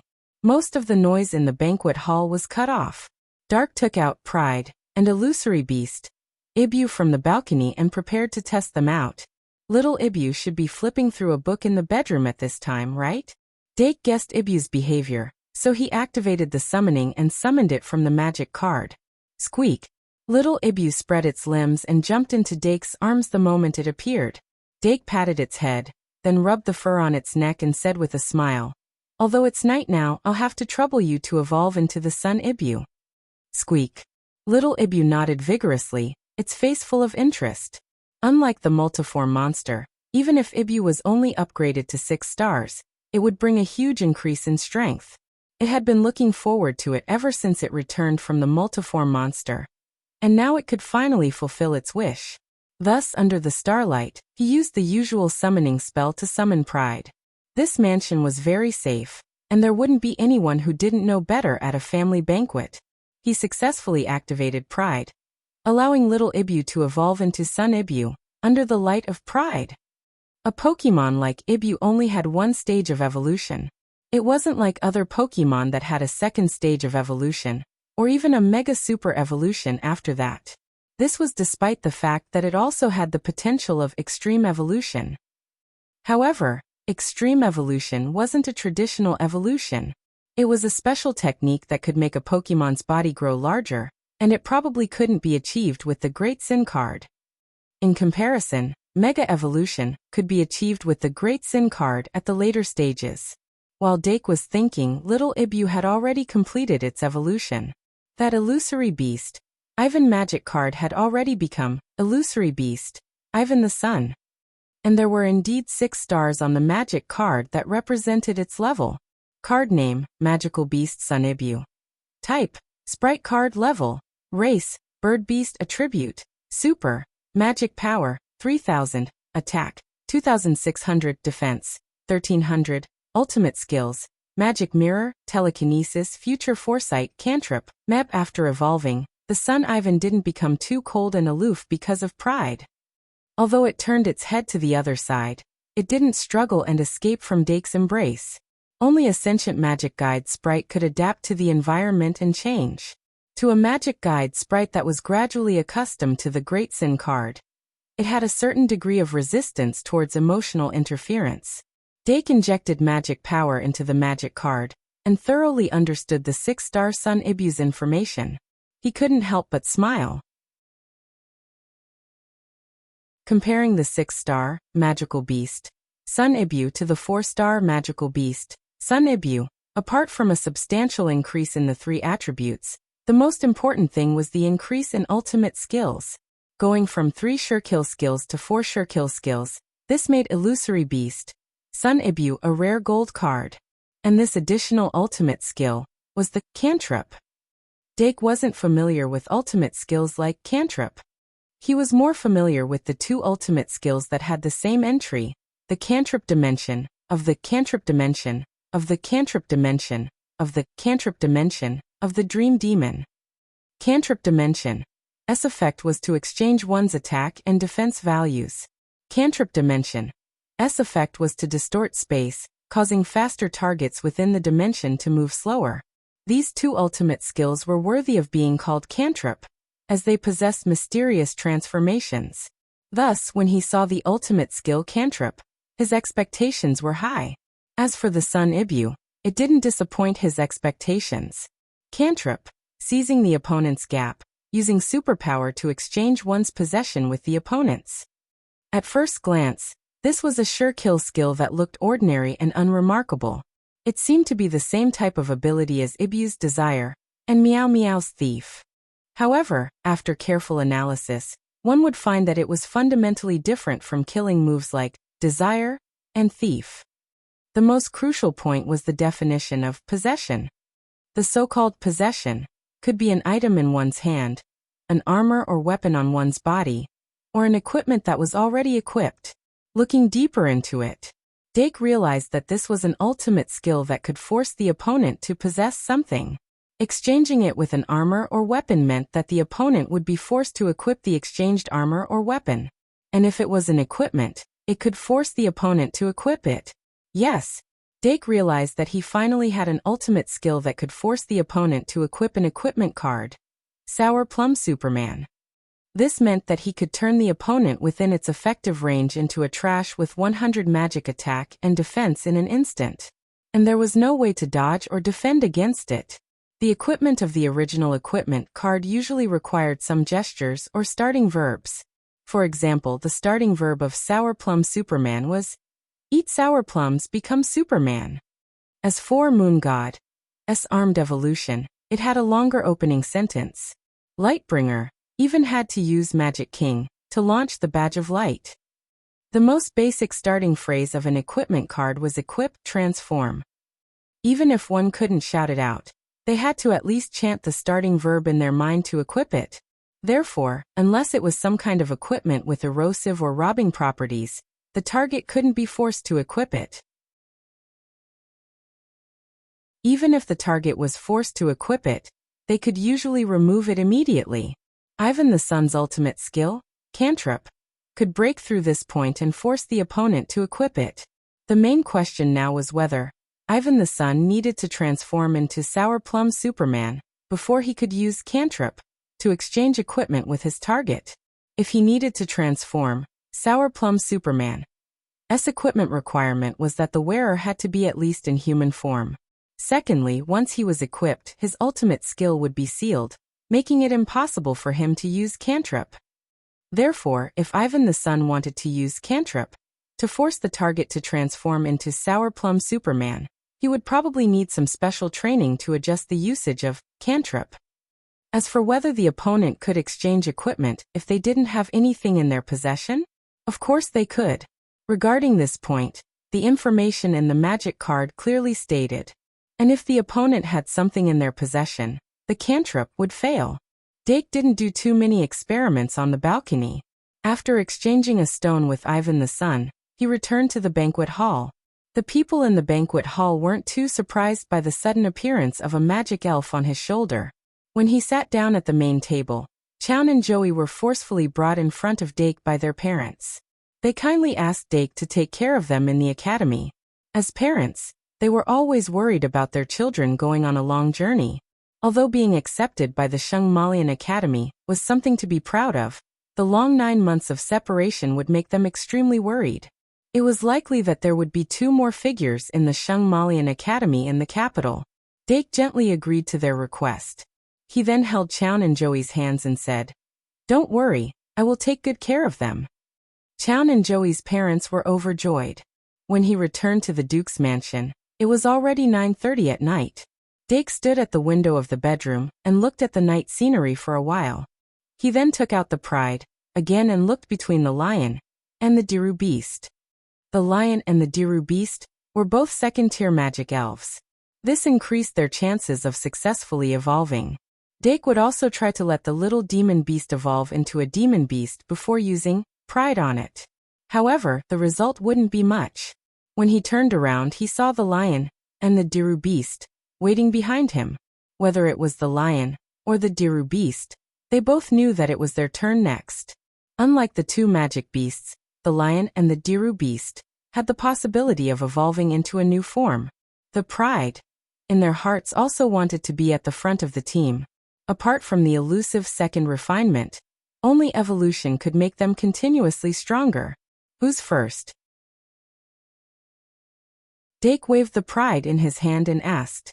The lion and the Diru beast looked at each other. Before the lion made a move, the Diru beast took half a step back with its hands behind its back. Dake immediately understood. Then let the lion go first. The lion shook its mane and revealed a happy expression. The other magic elves brought melon seeds, milk, biscuits, and tomatoes. They all sat around the lion, and were all in high spirits. Under the gaze of its family, the lion felt power rising in its heart. It felt like every cell in its body was jumping. However, when Dake saw the moon god's soul eye, he had already prepared the moon god's soul eye. Once the lion went crazy and evolved, he would immediately take control of it. Amidst the joy, there was a trace of worry. This made Dake very cautious. He waited for the lion to come closer before pressing his hand down. The lion understood and directly sat down on the carpet. Its tall figure lost a bit of its oppressive aura. Dake pointed pride at its forehead and chanted, "In the name of Dake Dimming, I summon pride." In an instant, a dark golden light flashed. The other magic elves were very experienced and immediately closed their eyes. If it was just the light, closing one's eyes would reduce a lot of the effects. After all, the eyes were the windows to the soul. However, there were some magic elves who didn't close their eyes. For example, the Diru beast had been carefully observing the reaction of the lion. It was clearly preparing for its own evolution. As for the lion, its eyes were even bigger than copper bells. It didn't even blink as it faced the pride's light. Soon a bright red pride emblem appeared on its forehead. Its eyes reflected a dark golden light. Dark held the lion beast magic card in his palm, feeling its changes all the time. A light appeared on the lion's forehead and quickly spread, turning its entire body into a body of light. Evolution was born from this. Pride's light didn't split into two in its body. Instead, it kept shrinking, as if it had collapsed and shrunk to the core of its brain, forming an extremely deep dark golden ball of light. Then, a trace of extremely uncoordinated red appeared in the dark golden ball of light. As expected, Dake raised his finger and picked up the moon god's soul eye to his fingertip. The moon god's soul eye's main body also understood and put down the melon seeds in its hand. Pride with a flaw. An insanity factor that couldn't be eradicated. The combination of two uncertain factors made the lion's orientation not wrong, but its fallen form had evolved. The corners of the lion's eyes suddenly burst open. Green veins rapidly spread out from the corners of its eyes, causing its originally lion-like face to be filled with animalistic, ferocious and terrifying. Roar. The lion suddenly lowered its head and let out an extremely suppressed roar. With the experience of going berserk, it probably realized its current mutation at the first moment. The heart of justice, shining in its heart, made its will stronger, and it actually actively resisted the corrosion of the chaotic darkness. However, pride's dark power and madness factor had spread crazily after mixing, and had infected its entire body. The lion fiercely opened its arms, and its originally extremely thick arms seemed to have exploded, becoming thicker and harder. Black and red light wrapped around its entire body. Its back bulged, and its mane grew rapidly, curling and elongating backward. The outline of its face became rough and ferocious, and its eyes were covered by a scarlet light. Dake inhaled slightly and stared at it. The magic elves also felt it, and put down the melon seeds in their hands, holding their breaths as they stared. The lion's transformation was still intensifying. However, its extremely thick arms were raised and then put down again. Its two fists were tightly clenched, and it hammered the ground with force, causing the floor to cave in bit by bit. Obviously, its will didn't yield. This anxiety lasted for a few minutes. The lion let out a low roar from time to time, and the dark golden ball of light in the core of its brain had gradually transformed into a ball of golden light. As for the black light and the blood light, they completely separated from it and merged into its body. Roar. The lion, who who had its head lowered, suddenly raised its head, and its roar was filled with madness and explosiveness. However, when the magic elves thought that it was about to fall, it suddenly calmed down after the roar. Dake, who had already prepared to chant an incantation, revealed a gratified smile in the blink of an eye. Well done. Obviously, the lion relied on its iron will to successfully resist the corrosion of the darkness, and its consciousness wasn't captured by the madness. At the last moment, it completed a breakthrough. As a result, its body began its final evolution. When the light disappeared, a black lion, with an extremely long mane that reached its waist appeared. Its body was broken, as if it had been artificially modified. Its skin was filled with traces of sewing, and the color of its muscles was a rotten purple. Its back was naturally curved, and its chest was cracked, revealing white bones. The white bones even broke through its shoulders, and two pale white bone horns drilled out. Its arms and tail were wrapped in pitch-black iron bandages, and its nails were sharp and blood-red. It was obviously an undying species like the zombie Tyrannosaurus. As a product of abnormal evolution, its original consciousness should have been devoured during the evolution process, and it would become a cruel digital beast that would only attack people in front of it indiscriminately. However, the lion relied on its iron will and heart of justice to hold on to its last bit of consciousness. Although it was still emitting an aura of madness, it didn't lose its consciousness. Dake reached out his hand to it. After successfully evolving, the mad lion was stunned for a moment. Then it retracted its huge claws and gently placed them on Dake's palm. Dark couldn't help but laugh at her cute dog-like actions.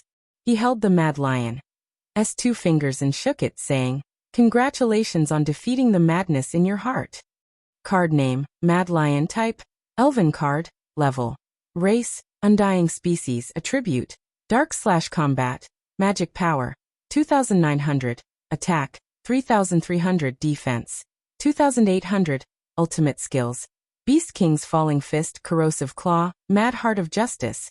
Although it didn't break through 6 stars and enter the 3rd tier, the Mad Lion still received a huge boost from the Lion's Foundation. The 5-star Lion only had an average of 2,300 points in terms of stats, while the 6-star Mad Lion had stats that weren't inferior to a 7-star Magic Elf stats. Just like the Lion, it had 3 ultimate skills. The first ultimate skill was Beast King's Falling Fist, which was similar to Beast King's Falling Fist. Beast King's Falling Fist, the ultimate skill of the Mad Lion. It releases a lion-shaped scarlet energy wave from its right hand to end the enemy. The second ultimate skill was Corrosive Claw. Corrosive Claw. The Mad Lion smears its sharp claws with corrosive poison, causing extra damage to organisms. It can cause the target to rot after being poisoned. It was the same ultimate skill as Lion King Pill, but the effect was different. Although it didn't directly increase its attack power, Corrosive Claw would poison the opponent and cause them to lose HP continuously. It could be said that both skills had their own merits. However, the core ultimate skill of the Mad Lion was still the Mad Heart of Justice. When Dake saw the name of the ultimate skill, his heart skipped a beat, and he felt a sense of excitement. The Mad Lion had successfully overcome the corrosion of darkness and retained its Mad Heart of Justice. Would it become the hero of darkness? He couldn't wait to look at the details of this ultimate skill. Mad Heart of Justice. The Mad Lion's body is in the darkness, but its heart is in the light. Even though its body has decayed, its will is still as strong as steel. It has a heart of justice, and when faced with evil, it can explode with an even more insane and terrifying power. Scabbard. Dake called out excitedly. Clang. The scabbard shook and flew in front of Dake according to his call. Dake grabbed the scabbard and looked up at the Mad Lion. When he called out, the Mad Lion seemed to have realized something and stared at the scabbard. Whether it retained its hero's potential, and whether it could continue to use the Holy Sword, would be the key to measuring the value of the Mad Lion. Dake said, "Test the sword." The Mad Lion solemnly reached out and took the scabbard from Dake's hand. The scabbard immediately transformed into a weapon. The Mad Lion grabbed the scabbard and pulled it out of the scabbard. The corner of its eyes started to bleed, and its face became slightly ferocious. Its long black mane moved without any wind, and a black aura of darkness spread out. The beast's claw that was holding the scabbard also exploded with the power of darkness. Almost at the same time, the holy sword responded. A scorching holy aura burst out from the scabbard, and it was completely different from the mad lion's ferocious aura. In the mad lion's palm, the power of light and darkness clashed fiercely, and it emitted a burning aura. The suppression of attributes and the activation of the holy sword can be used together? Dake's eyes were filled with surprise, and then he found that the magic of the mad lion was dropping by 6 points per second, and it was replenished by the paradise. 6 points per second, 180 points per round, 360 points per minute. Although the mad lion could indeed control the holy sword, it had to pay a considerable price. Was it worth it? Dake couldn't help but think. But the mad lion didn't care about the side effects after holding the sword. It seemed to have grasped something, and it stood up with the sword raised high. Its body was no longer tall, but it was taller than before. The mad lion's eyes were serious, and it activated the scabbard's killing move, Sword Dance. The next moment, beneath its feet, a blood-red cyclone began to swirl.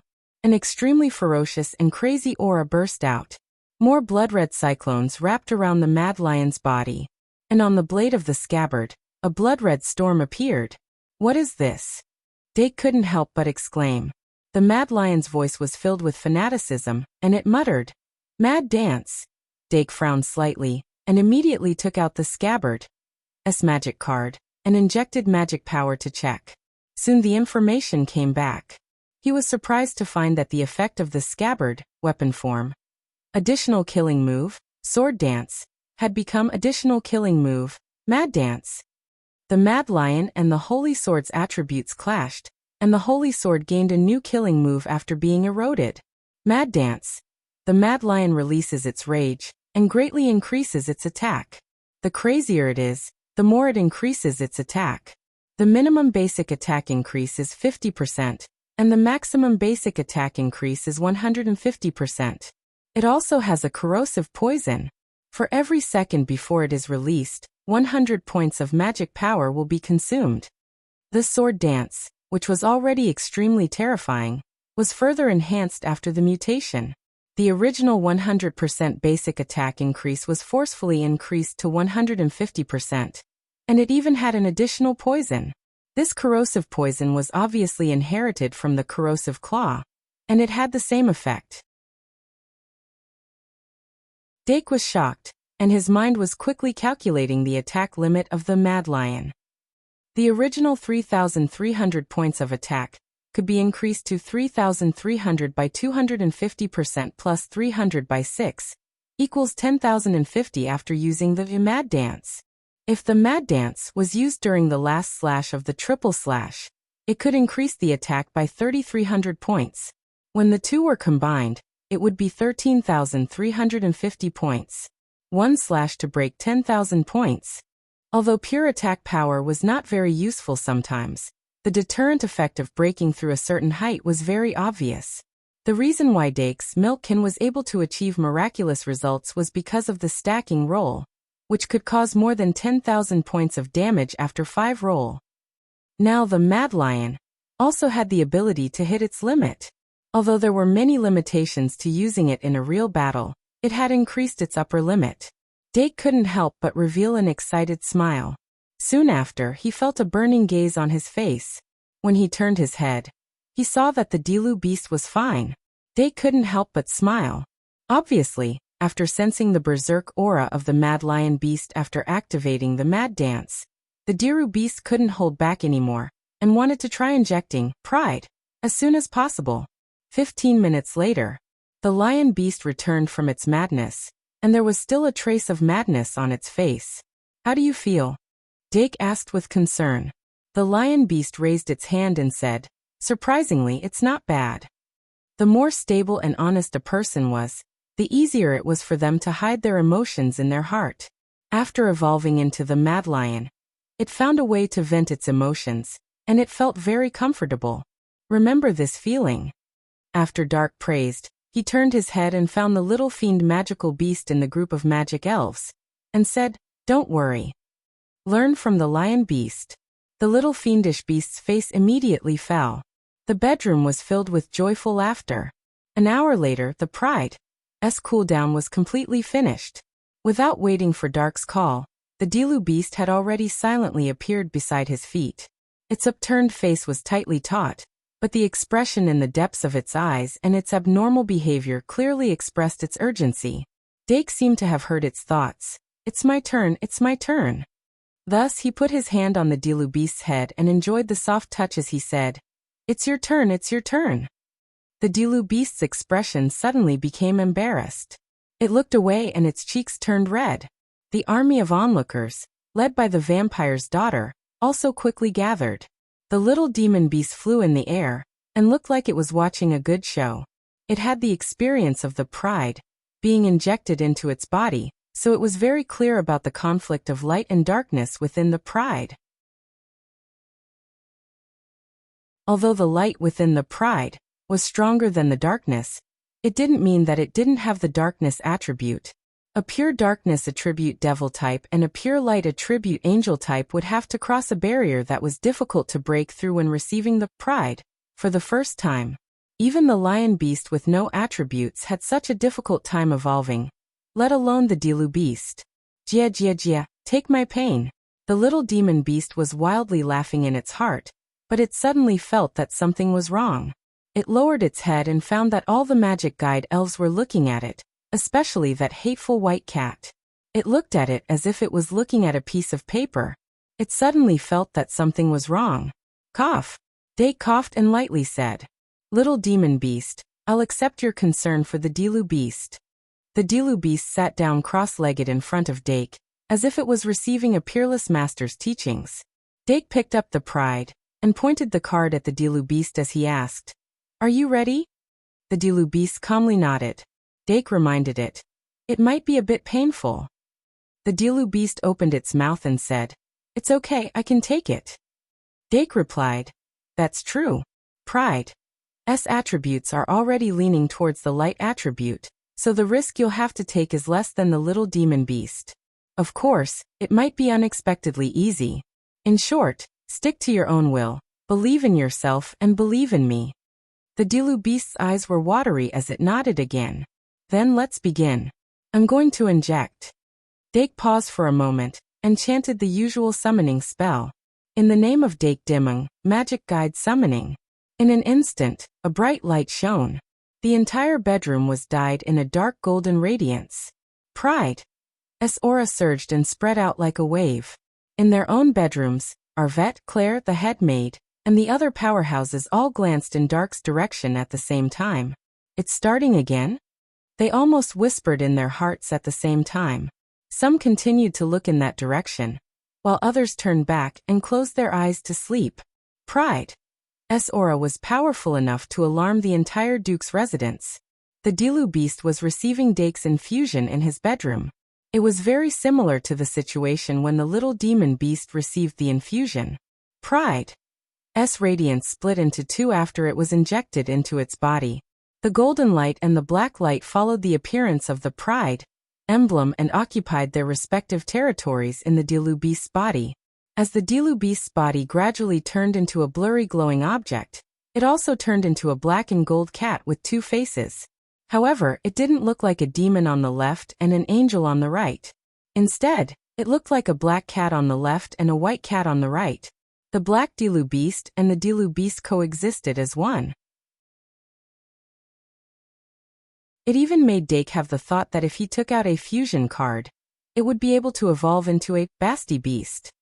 Of course, there was no such thing in the world. Dake suppressed the thought of immediately trying it out, and concentrated on observing the changes in the Dilu beast. The golden light would eventually suppress the black light. This was something he had tested on the little demon beast. Adding on the fact that the Dilu beast was of the light attribute and had the divine holy ring, the golden light on the right side had the advantage. It was like a fish in water, easily suppressing the Dilu beast. Moreover, it was smoother and more peaceful. The Dilu beast's brows were tightly knitted. It was obvious that it was in pain from the battle between light and darkness. However, its consciousness was extremely clear, and was very different from the little demon beast when it evolved. Dake flicked his finger. He felt that the fetters that he had already prepared was useless. No matter what path the Dilu beast took, it didn't seem like its consciousness would be swallowed. This might be the difference caused by the different nature of light and darkness. The energy changes in the Dilu beast's body continued for a longer time than the lion beast. There was a small change in the middle. However, the golden light was still able to smoothly swallow the black light in the end. The pride energy in the Dilu beast's body began to completely transform into the light attribute. A holy aura gradually spread out. Bathing in this aura, one's soul was purified. The accumulated depression was eliminated and one's mood became cheerful. The ordinary maids who weren't sensitive to this aura slept more soundly. Arvette and Claire, who had been paying attention, guessed that this should be the aura emitted by the Dilu beast. The two of them were clearly more sensitive to this aura that was like an angel, compared to the crazy lion beast's aura. They pondered for a moment. Arvette and Claire put on a coat at the same time. They pushed open the door and smiled at each other. However, when they arrived, they discovered that many people had quietly gathered at Dake's door. The head maid, Molly, Olga, several other head maids, Eve, and Irene. Many people were only wearing thin pajamas. Fortunately, the summer night wasn't cold. Following the arrival of Arvette and Claire, the maids retreated to the sides. Arvette raised her middle finger and placed it in front of her lips. Shoo. Then she pointed at Dake's bedroom door. Everyone understood and quietly guarded the door, no longer making a sound. Inside the bedroom, the Dilu beast's evolution had finally reached its final stage. The golden light on the surface of its body had already converged. Instead, the core of its body was emitting a pure white light. This kind of holy aura was similar to the scabbards, but it was clearly purer.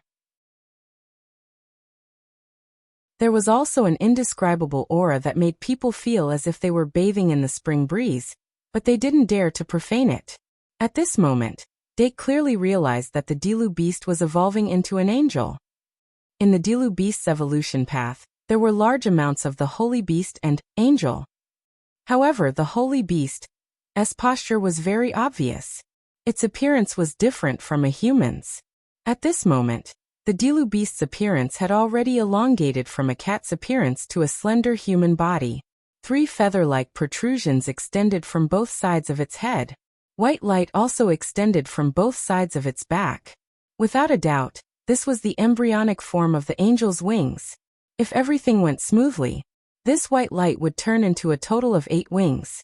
An angel-type digital beast with 8 wings was known as an archangel. It was usually a high-level complete form, such as the fairy beast. An angel-type digital beast with only 6 wings was a lower-level angel, such as the angel beast. Dake was very fond of the angel beast and the fairy beast. Therefore, he was looking forward to the Dilu beast's evolution. However, when the Dilu beast's posture became clearer and clearer, Dake suddenly noticed that there were only 6 wings on its back. In a moment of doubt, Dake immediately turned his head to look at the Dilu beast's chest. After discovering that there was a rise and fall, he subconsciously let out a sigh of relief.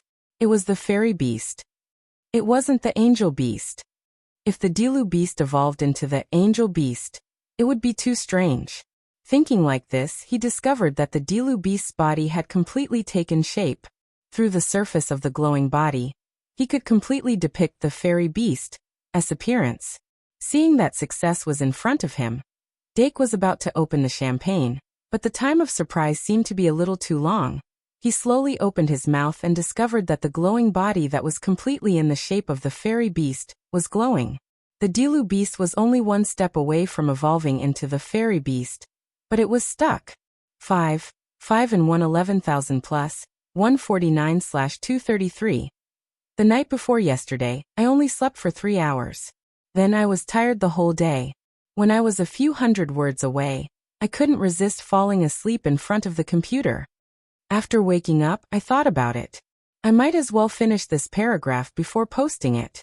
I wrote too much. Heartsuit carrot. Begging for votes. Omega. Heartsuit. That you're tuning in to the Earbook Haven YouTube channel. Don't forget to subscribe and join us on this journey to catch the most captivating stories.